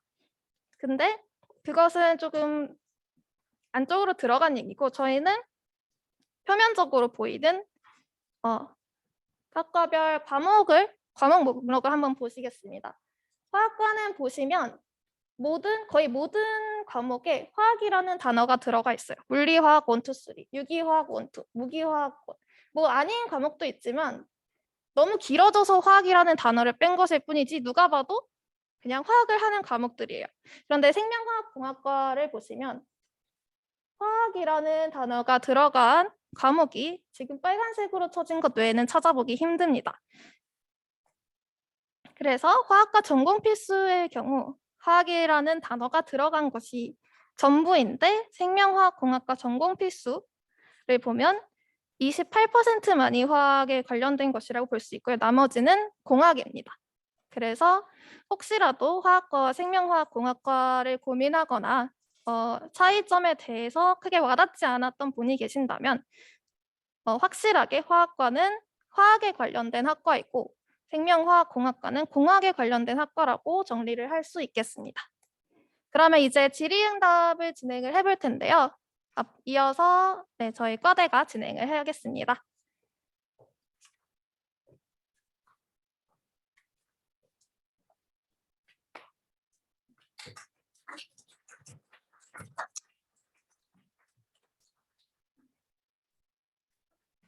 네, 좋은 발표 진행해 주신 조호정 학생회장님께 다시 한번 큰 박수 부탁드립니다.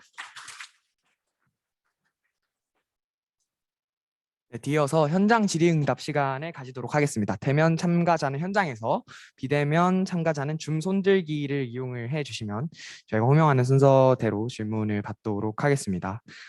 참고로 질문하시는 분들께 감사의 의미로 문화상품권 10,000원권을 선물을 드리고자 하니 많은 질문 부탁드립니다.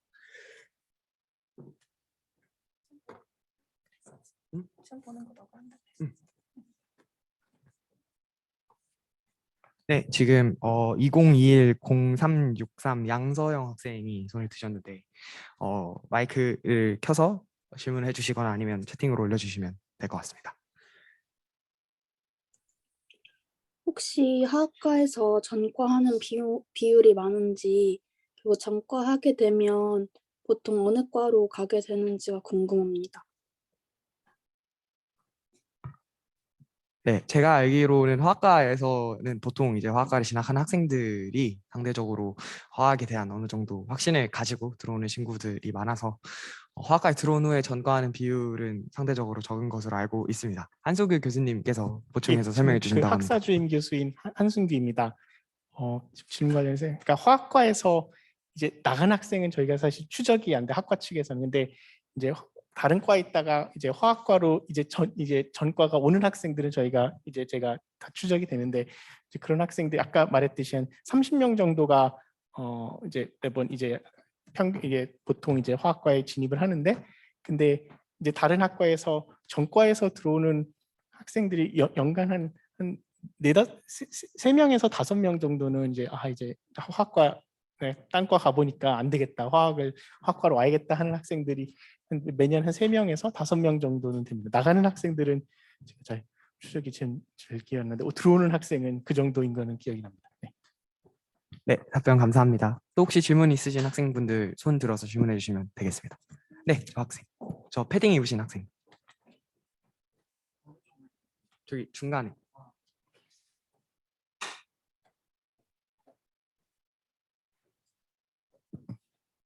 네, 아까 설명에 잘 들었습니다. 제가 궁금한 건 기초 선택 과목을 9학점 이상 수강해야 되는 것으로 알고 있는데 과 대표님이나 다른 화학과 분들께서 추천하시는 기초 선택 과목이 있는지 궁금합니다. 일반화학 2나 일화실 2 말고 들으면 좋은 기초 선택 과목이 있나요?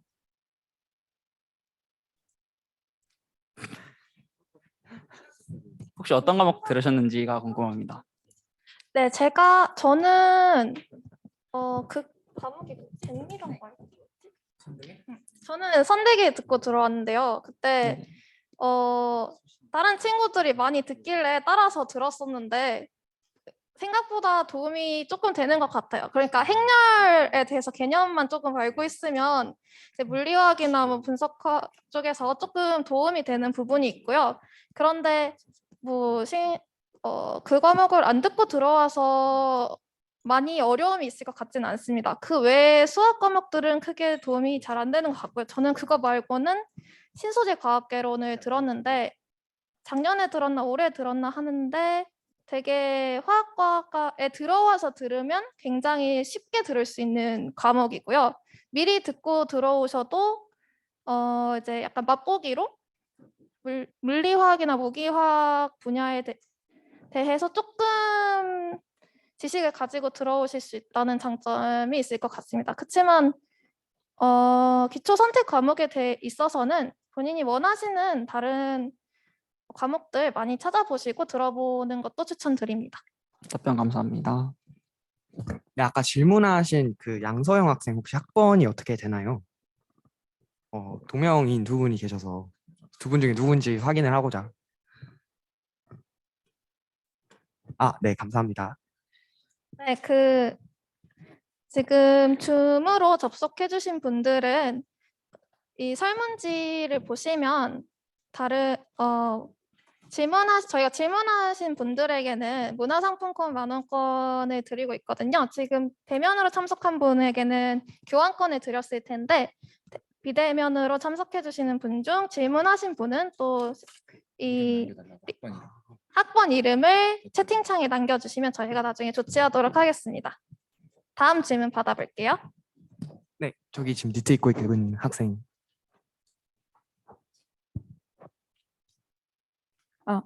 화학과에 대한 친절한 설명 감사합니다.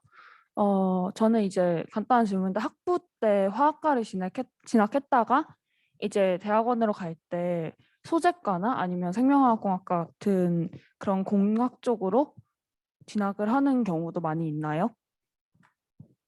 아무래도 고졸인 저희보다 박사하신 여기 교수님들이 더 대답을 잘해 주시겠죠.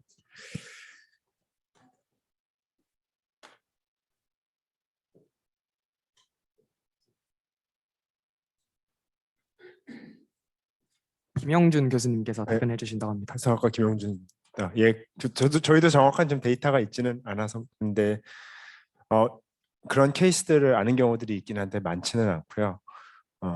카이스트에서 그러니까 화학과에서 박사를 하고 다른 과에 가서 교수를 하고 있는 케이스들은 여러 다르긴 합니다. 그래서 지금 소재과나 화공과 쪽으로 간 케이스들도 있습니다. 예. 네, 화학과를 선택을 하면 다양한 학과에 교수를 할 수 있다는 교수님 말씀 잘 들었습니다. 다음으로 줌으로 질문해 주신 2021-0531 이현민 학생 질문해 주시면 감사하겠습니다. 네, 화학과에서 복수 전공이나 부전공을 택하는 학생은 보통 어떤 다른 학과를 같이 선택하는지 알고 싶습니다. 화학과와 화학공학과를 같이 선택한 학생이 있나요? 네, 이거는 제가 대답을 해드릴 수 있을 것 같은데요.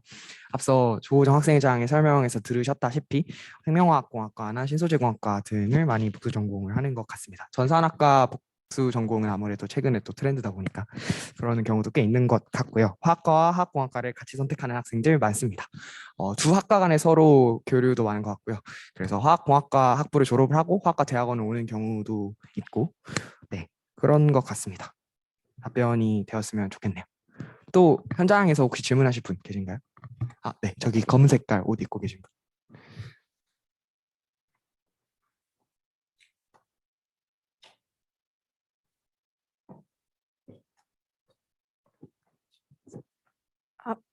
저는 그 과학수사에 관심이 있어서 화학과를 생각해 보게 됐는데 혹시 선배님들 중에서도 그런 분야에 관심이 있는 분이 많았던지 궁금합니다. 네, 과학 수사요.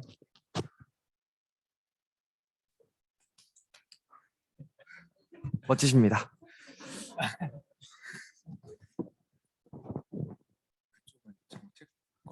관련된 연구하시는 교수님이 계신가요?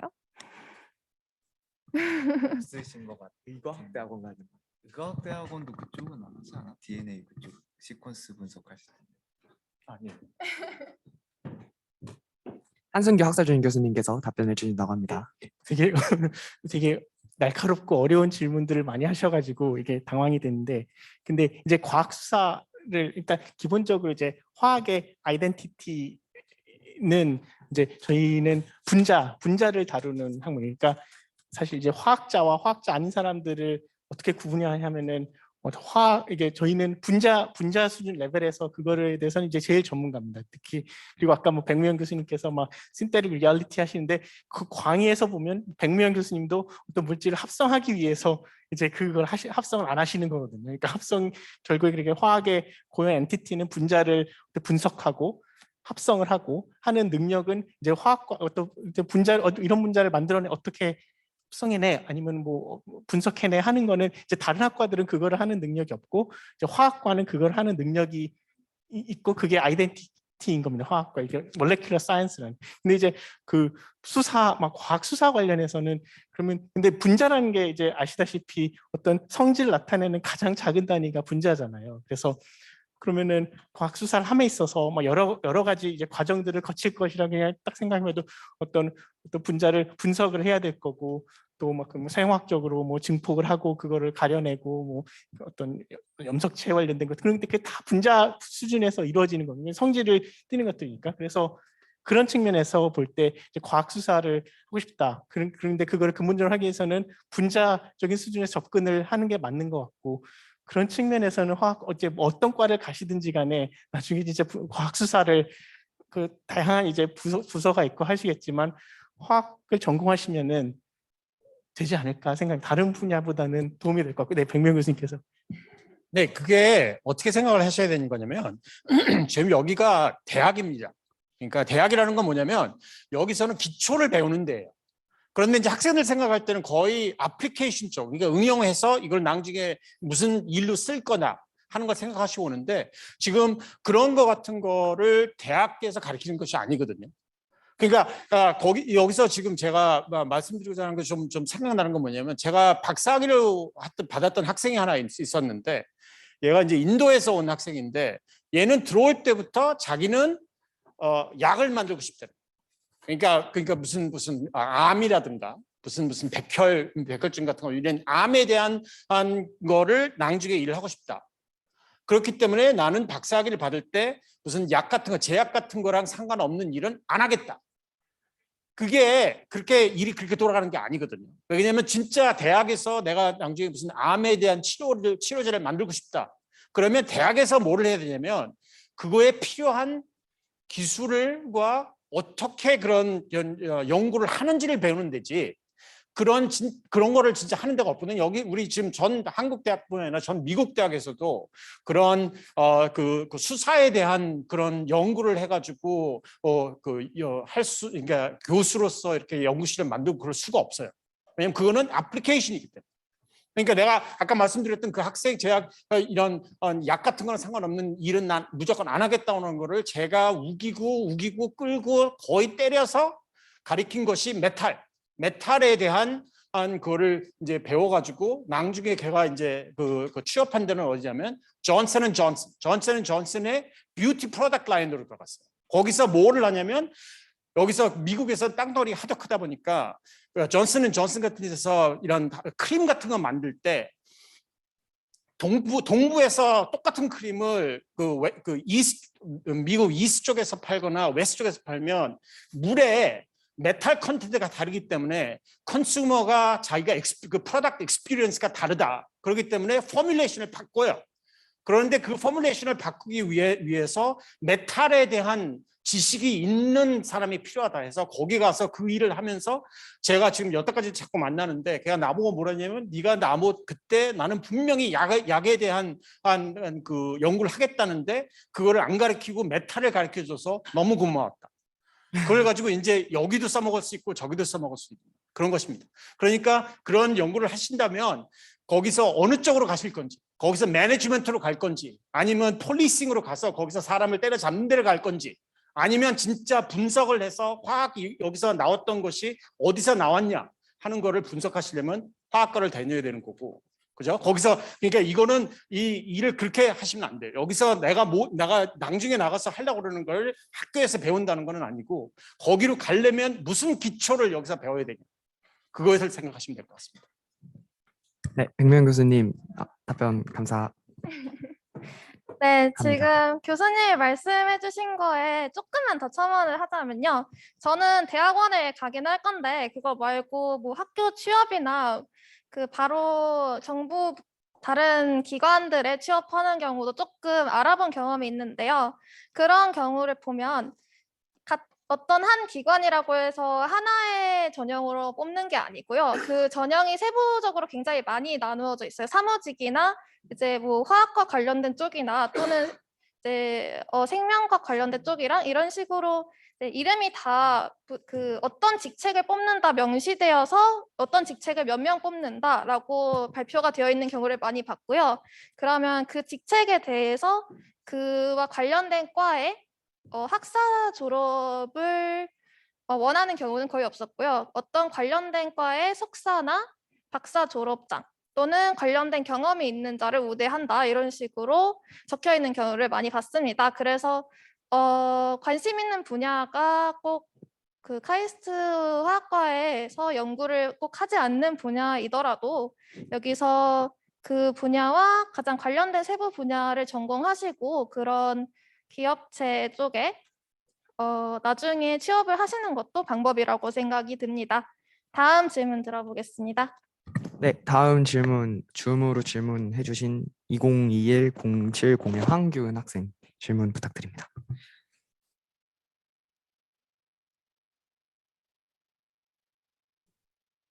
네, 제가 제약연구원과 관련된 직업을 꿈꾸어 화학과에 진학을 고민 중입니다. 이럴 땐 보통 어떤 복수 전공을 하는 것이 유리한지 조언을 받고 싶습니다. 라는 질문이 들어왔는데요.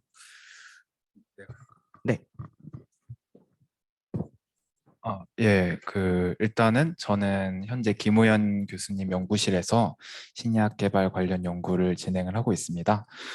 제약 관련해서 이제 사실 제약도 되게 여러 가지가 있어요. 그냥 실제로 약을 합성을 하는지, 저 같은 경우에는 이제 AI를 기반으로 해가지고 이제 약 분자를 이제 약 분자 구조를 모델링하는, 그래서 실제 시뮬레이션을 통해서 이게 약의 확률이 높을 거다라고 하면서 이제 약을 제시를 하는 그런 모델을 개발을 하고 있습니다.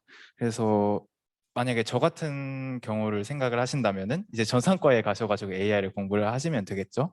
근데 그 외에 이제 제약 그냥 실제로 실험을 해가지고 합성을 하겠다라고 하면은 홍승우 교수님 연구실에서 제가 기억하기로 이제 신약 개발 연구를 하는 것으로 알고 있습니다. 일단 네, 그리고 한승규 교수님께서 네, 첨언을 해주시겠는데 그래서 아마 이런 질문은 이제 항상 이제 화학 어느 과를 이제 그러니까 화학 진학할 거냐에 대한 질문인데, 그래서 제 경험이 많아서 제 말씀은 아니고 다른 이제 그럼 화학과랑 생명과학과 이렇게 이제 고민을 하시는 분들이 있을 거예요. 그리고 신약 개발을 하고 싶은데 그러면 생명과학을 전공하는 게 더 맞냐 아니면은 화학을 전공하는 게 맞냐 하면 다 맞는데, 근데 이것도 이제 실명 발전 홍수호 교수님이 제약회사에서 일하시다가 이제 교수로 오신 케이스인데 하시는 말씀이 뭐 이렇게 기록이 되는 거예요. 화학은 어쨌든 이게 기초부터 차근차근 쌓아 올려야지만, 그러니까 뭐 제가 유기화학 교수인데 유기화학의 기초를 모르면 응용을 절대 알 수 없는 거예요. 그러니까 이게 모든 그 학문이 연결돼 있고 그렇기 때문에.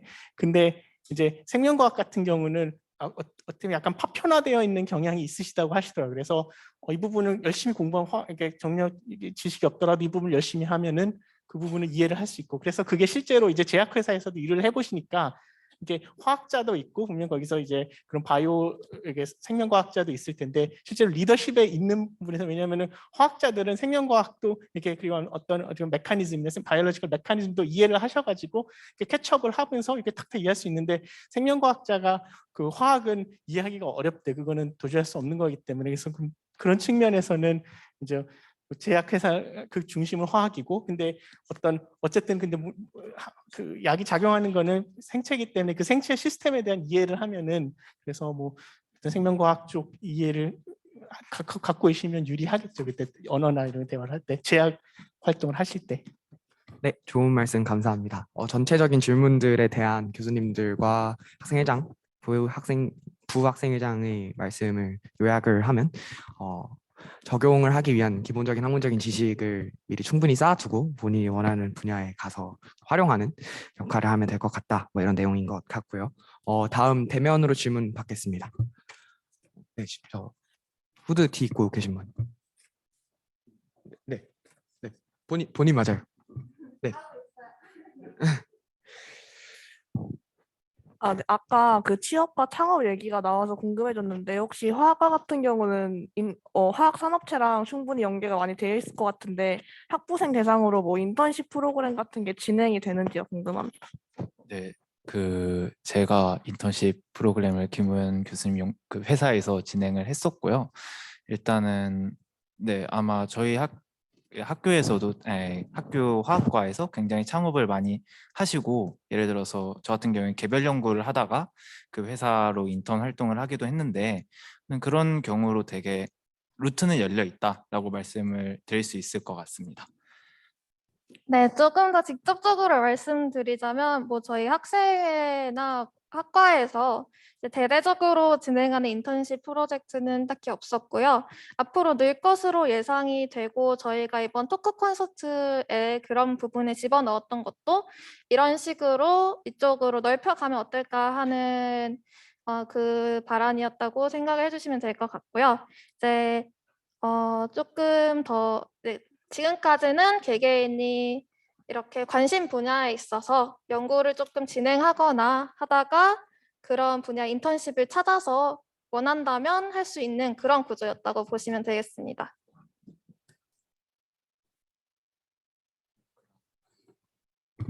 네, 좋은 말씀 감사합니다. 다음으로 2021-0151 김준수 학생 질문해 주시기 바랍니다. 했네요. 화학과를 부전공으로 염두에 두고 있는데 주위에 그런 케이스가 많나요? 부전공이라면 학사 과정 때 어느 정도 깊이까지 공부를 하게 되나요? 주전공과의 커리큘럼 등 차이가 궁금합니다.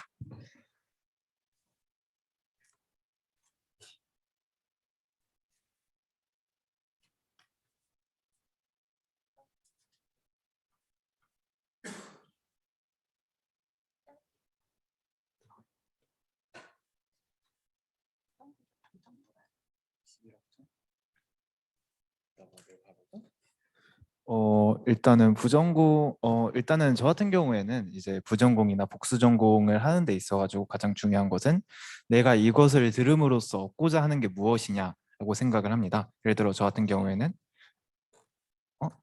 아니야? 그 화학과를 전공을 하면서 복수 전공을 정상과로 하고 있는 이유가 이제 그거를 통해서 그 화학과의 그 AI 쪽, 계산화학 쪽을 좀 더 연구를 하고 싶어서였는데요. 그래서 이제 부전공을 통해서 자기가 만약에 그냥 화학적인 실험을 좀 더 하고 싶다라고 하면은 이제 실험 과목을 좀 더 들으실 거고, 만약에 내가 뭐 이제 생화공을 전공을 하고 싶은데 이제 거기서 좀 더 화학 쪽을 집중적으로 하고 싶다라고 하면은 이제 유기화학이나 물리화학 이런 과목들을 좀 더 수강을 하면서 좀 펀더멘탈한 부분들을 많이 다루게 될 겁니다. 이것처럼 이게 복수 전공과는 달리 부전공 같은 경우에 제가 알기로 24학점인가 21학점이 24학점 맞나요? 21학점인가요? 아무튼 21학점밖에 안 돼서 이게 복수 전공 같은 경우에는 대부분의 과목들을 다 들어야 되지만 부전공 같은 경우에는 아무래도 그 절반 정도의 학점만 수강을 하다 보니까 그 자기가 무엇을 원하냐에 따라서 많이 그 깊이감 혹은 내가 좀 더 뭐 실험을 좀 더 많이 한다든지 혹은 물리화학 쪽을 좀 더 수강을 한다든지 그런 것들은 정말 가지각색이라서 네 제가 네 뭐라고 크게 말씀을 드리진 못할 것 같습니다. 그냥 하기 나름이다라고 생각을 하고 계시면 좋을 것 같습니다. 그리고 주위에는 보통 화학과를 하다가 부전공으로 하는 경우는 많이 못 봤던 것 같습니다.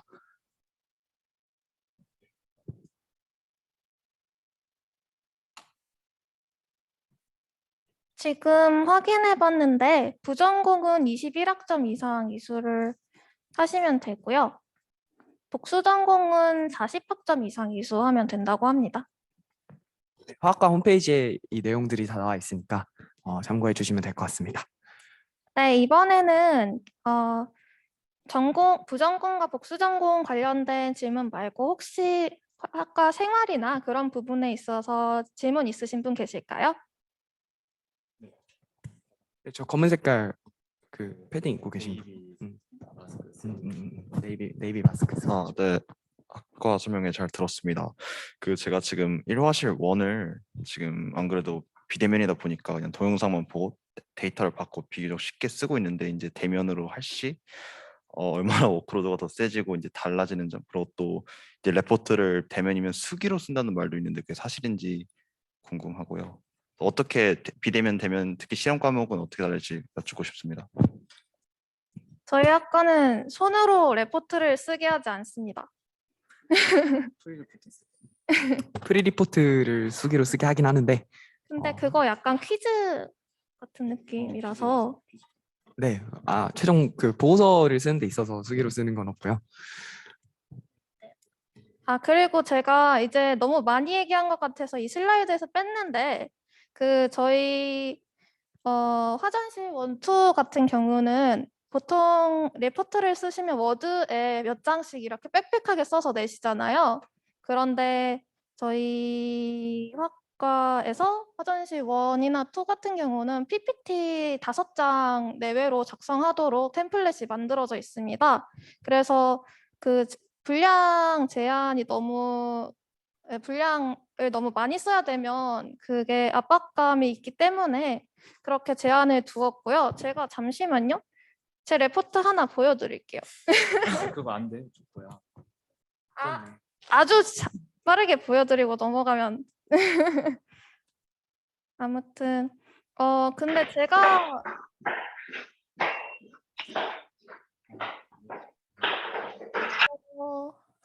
잠시만요. 네. 저 같은 경우는 실험 과목을 좋아했었어서 그런지는 모르겠지만 그 과목들을 들으면서 그 실험 보고서 쓰느라 너무 다른 걸 못하고 그랬던 적은 없는 것 같습니다. 화학 전공 실험.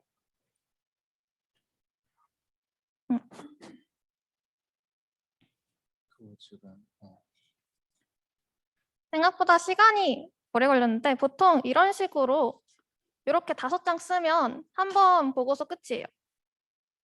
절반은 이제 프로시저라서 그렇게 부담이 크지 않다고 보시면 되겠습니다.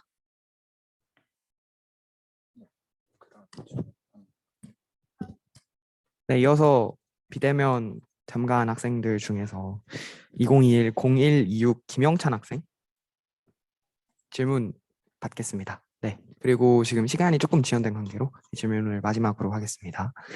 화학과 전필 과목의 시간표를 OTL에서 확인해 봤는데 제가 복부전을 고려하는 학과의 모든 전필 과목과 완전히 겹치더라고요.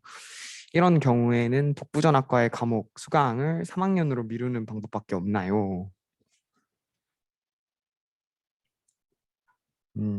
그렇군요. 이게 보통 이제 복부전을 하시는 경우 과목을 섞어서 듣는 경우가 있고 나눠서 듣는 걸 좋아하시는 분들도 있으세요. 그래서 이거는 본인 취향에 맞춰서 하시면 되는데 이런 경우는 어쩔 수 없이 학년을 나눠서 듣는 경우가 되실 것 같아요. 네. 그리고 그 추가적으로 말씀드리면 저도 전산과 복전 생각하고 있는데 저 같은 경우에도 뭐 DS 같은 거 막 시간 겹치는 게 많아가지고 저 같은 경우에 1학기 때는 화학과 위주로 듣고 2학기 때는 뭐 전산과 위주로 듣고 이런 식으로 나눠서 듣고 있습니다. 네, 추가로 첨언을 하면은 이제 다른 학과 같은 경우에는 이제 2, 3, 4학년 커리큘럼이 굉장히 빡세게 짜여져 있어요. 근데 화학과 같은 경우에는 이제 3학년 가을 이상부터는 굉장히 프리해지기 때문에 이제 전필 과목들이 아마 실험 과목 하나면 끝날 거거든요. 이제 화학 전공 실험 3면 끝날 거라서 3학년 때부터는 굉장히 널널해지기 때문에 이제 2학년 때가 가장 바쁘실 거예요. 물론 3학년 때 이제 실험하시느라 바쁘겠지만 시간표적으로는 크게 무리는 없을 거라서 네, 너무 걱정 안 하셔도 될 것 같습니다. 네, 그래서 이게 뭐 2학년이라고 해서 엄청 빡빡한 건 아니지만 3, 4학년 때부터는 보다 본인이 선택하는 그런 자유도가 높아지는 학과라고 생각을 하시면 될 것 같습니다. 네, 그러면 이제 이상으로 현장 질의응답 시간을 마치도록 하겠습니다. 질문해 주신 모든 학생분들께 감사의 말씀 드리고요.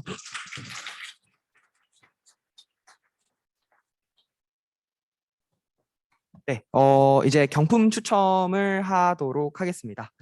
이제 슬라이드에서 보시다시피 저희가 이번에 풍부하게 경품을 준비를 했습니다.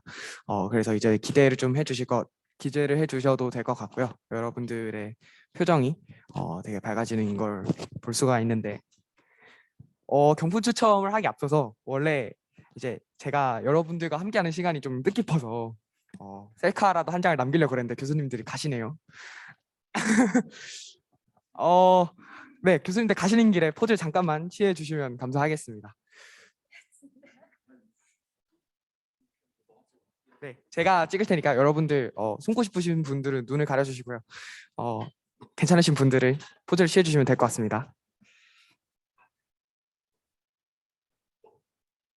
저희 과대가 인생에 남길 만한 추억이 될 것 같다고 꼭 셀카를 찍어야겠다고 하더라고요. 매우 뜻깊게 생각하겠습니다, 여러분.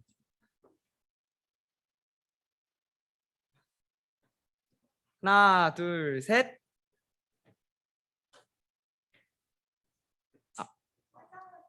네, 감사합니다. 저의 개인적인 사리 교수님. 사욕을 채워주셔서 진심으로 감사합니다. 교수님 감사합니다. 교수님들께도 감사의 말씀드리겠습니다. 네, 그러면 우선 대면 참여 신청 사전에 해주신 분들 20명에 대해서 텀블러 추첨을 먼저 발표를 하겠습니다. 이 인원들은 전달되는 상품 수여 구글 폼을 작성을 해주시고 퇴장하실 때 텀블러를 받아 가시면 되겠습니다. 지금 본인 확인 바로 해주세요. 네, 당첨되신 분들께 축하의 박수 부탁드립니다.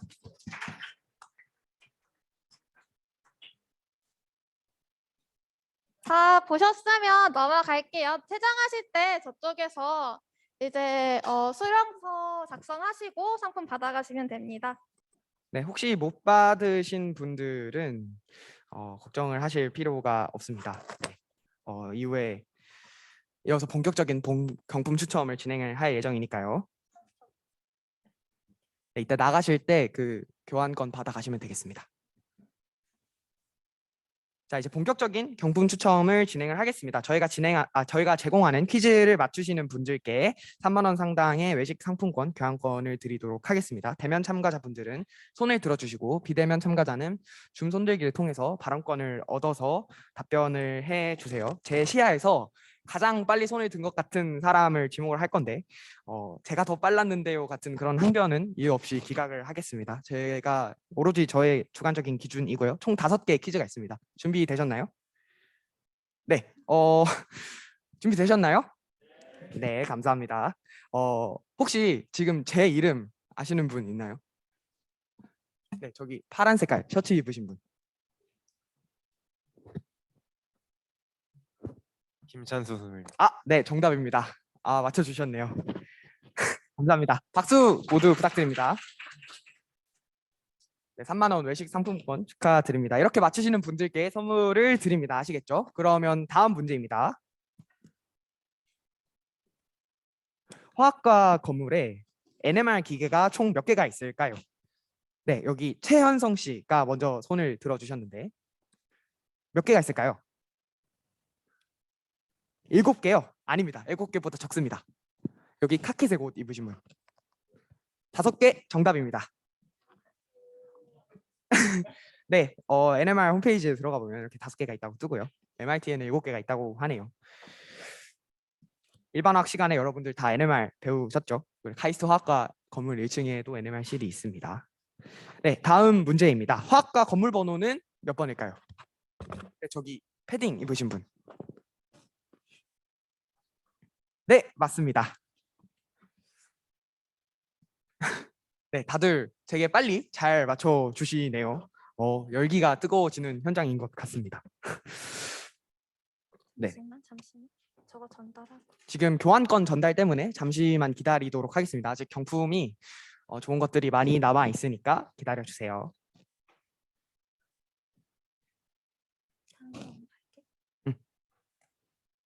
네, 다음 문제입니다. 한국 과학자 중에서 노벨상 수상에 가장 근접한 것으로 평가하는 교수님이신 화학과 유령 교수님께서 출판한 논문의 개수는 몇 개일까요? 여기 윤성규 씨 250개보다 많습니다. 지금 현재 현역이신 장소폭 교수님이 239개를 출판하셨다고 합니다. 네, 김준수 씨 265, 265보다 많습니다. 뛰어라.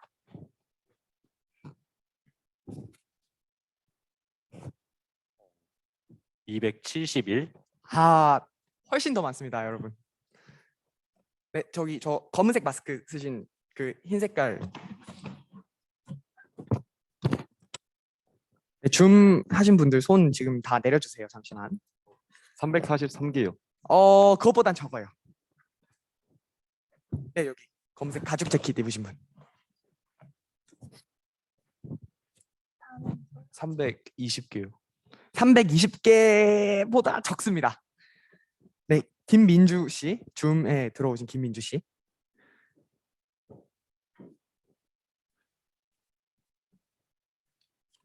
310보다 많습니다. 310보다 많고 320보다 적어요. 네, 저기. 네, 네, 본인 맞습니다. 마이크 있어요. 그것보다 적어요. 음. 여기 그 줌에 접속하신 한희태 씨. 312보다 많습니다. 저기 먼저 손 들고 계셔가지고 네, 본인이요. 네, 맞습니다. 313개의 논문, 13편의 논문을 역대 쓰셨다고 합니다. 이 교수님은 여기 영어로도 적혀 있는데 한전공대로 곧 옮겨가실 예정입니다.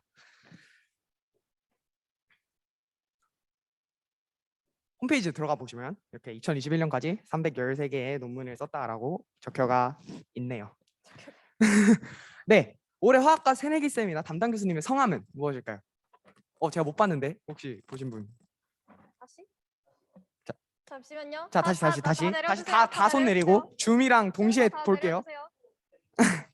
자, 볼게요. 우리 공평한 추첨을 위해서 하나, 둘, 셋.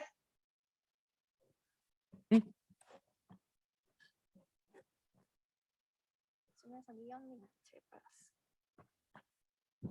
이태균 교수님이요. 아닙니다. 네, 줌에 계신 이현민님. 여기 지금 그림에 나오신 분입니다.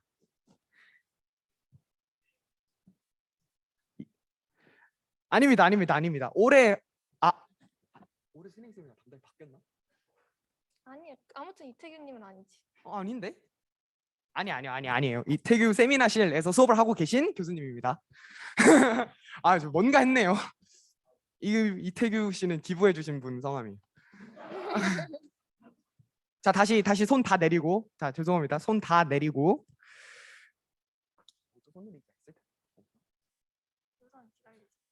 네, 손 다 내리고. 참고로 아까 여기 왔다 가셨어요. 손 다 내려주시고. 자, 하나 둘 셋 할 테니까 그때 해주세요. 하나 둘 셋. 네, 최우정 씨. 줌에 접속하신 최우정 씨.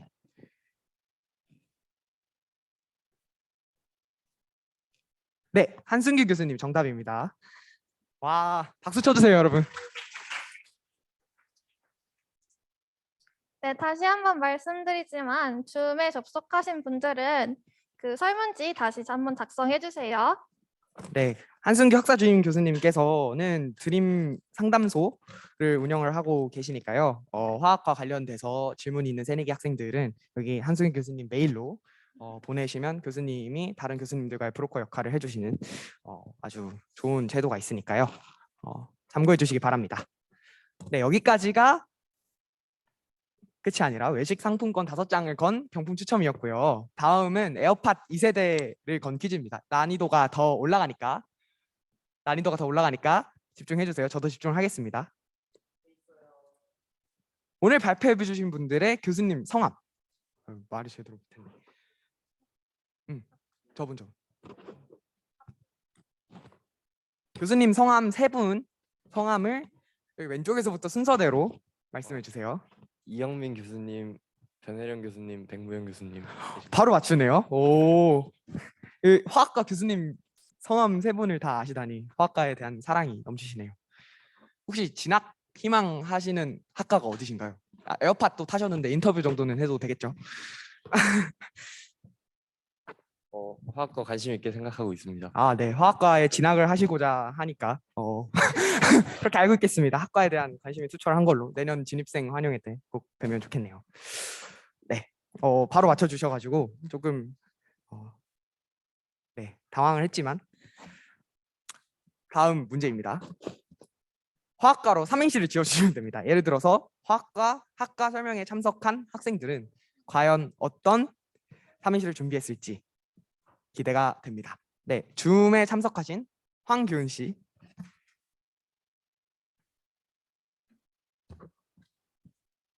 삼행시를 올려주셔야 돼요. 조금만 기다릴 거예요. 몇 초? 글쎄.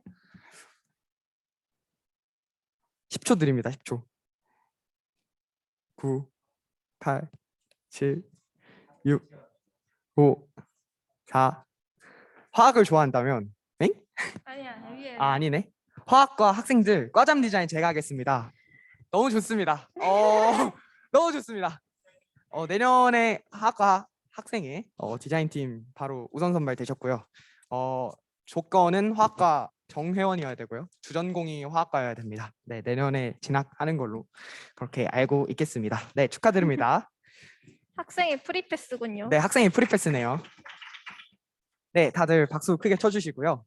이제 그러면 30만 원 상당의 빔 프로젝터와 50만 원 상당의 킥보드 추천만을 앞두고 있는데요. 이제 금액이 크다 보니까 제가 이렇게 함부로 지목을 했다가 좀 논란이 생길 것 같아서 깔끔하게 랜덤 뽑기로 선정을 하도록 하겠습니다.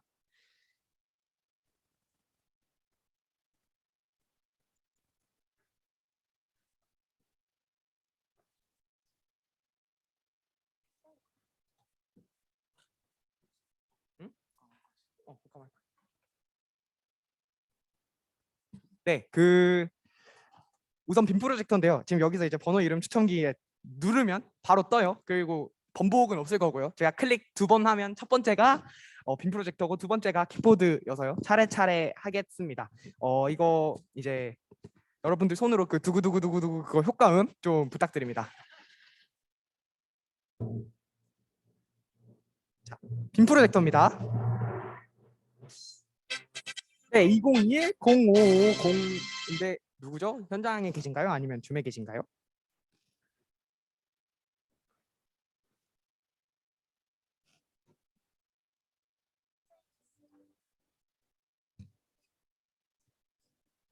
몇 번이었죠? 아까? 임세희 씨 지금 줌에 계시는 걸로 보이는데 혹시 채팅 한번 남겨주실 수 있나요? 아니면 마이크 켜서 잠깐 인터뷰 부탁드립니다. 네, 계시네요. 소감 한 말씀 부탁드립니다. 마이크를 못 켜요. 네, 소감 감사합니다.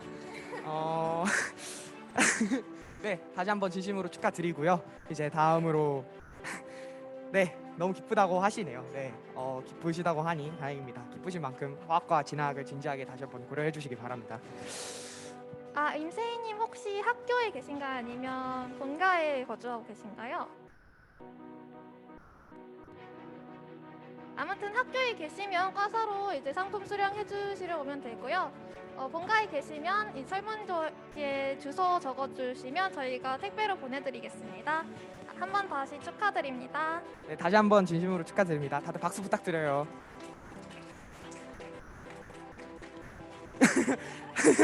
기숙사에 사는데 잠깐 본가에 와 있다고. 되게 흥분된 말투로 말씀해 주신 것 같습니다. 네, 그 격앙된 느낌이 여기까지 전해지네요. 네, 그러면 이제 마지막으로 킥보드 50만 원 상당의 킥보드 추천만을 남겨두고 있는데, 근데 이걸 제가 넣은 효과음이 아닌데 이게 자동으로 타이밍 맞게 잘 흘러갔네요.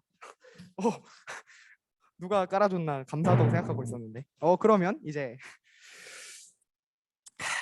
네, 50만 원 상당의 킥보드 추첨 진행하도록 하겠습니다. 더 이상 지체 없이 두구두구두구두구 해주세요.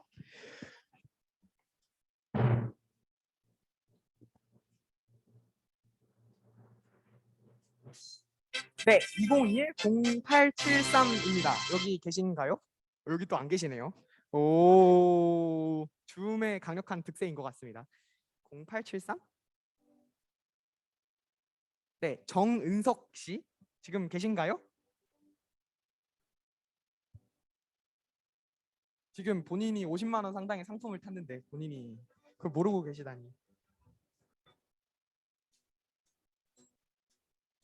30초 동안 답이 없으면 계시네요.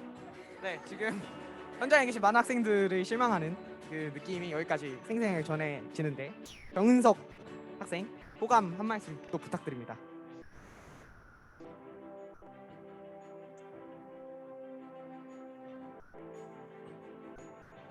혹시 마이크 켜주실 수 있나요? 또 안 되나요? 화학과 최고. 네, 화학과 최고 맞는 것 같습니다. 네, 네, 킥보드 지금 저희 여기 무대 위에 설치되어 있어서 현장 학생들은 만져보지도 못하고 지금 본인이 가져가게 되셨는데, 네, 다시 한번 축하드리고요. 현장에 계신 학생들도 다시 한번 축하해 주시면 감사하겠습니다.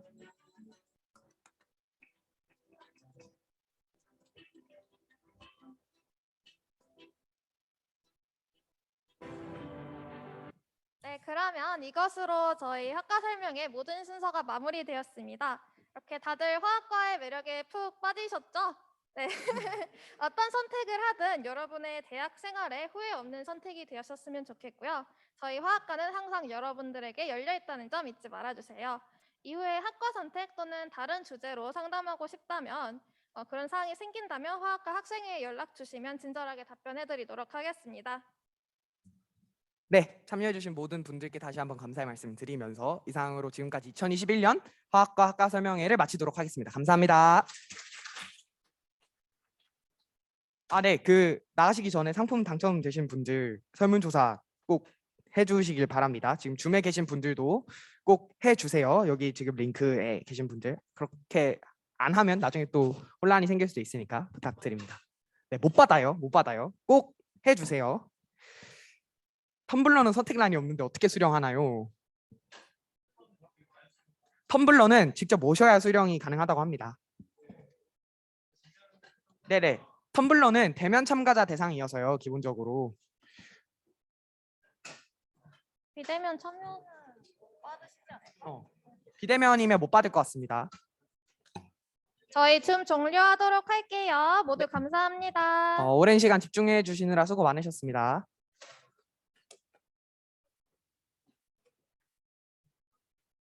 끌까?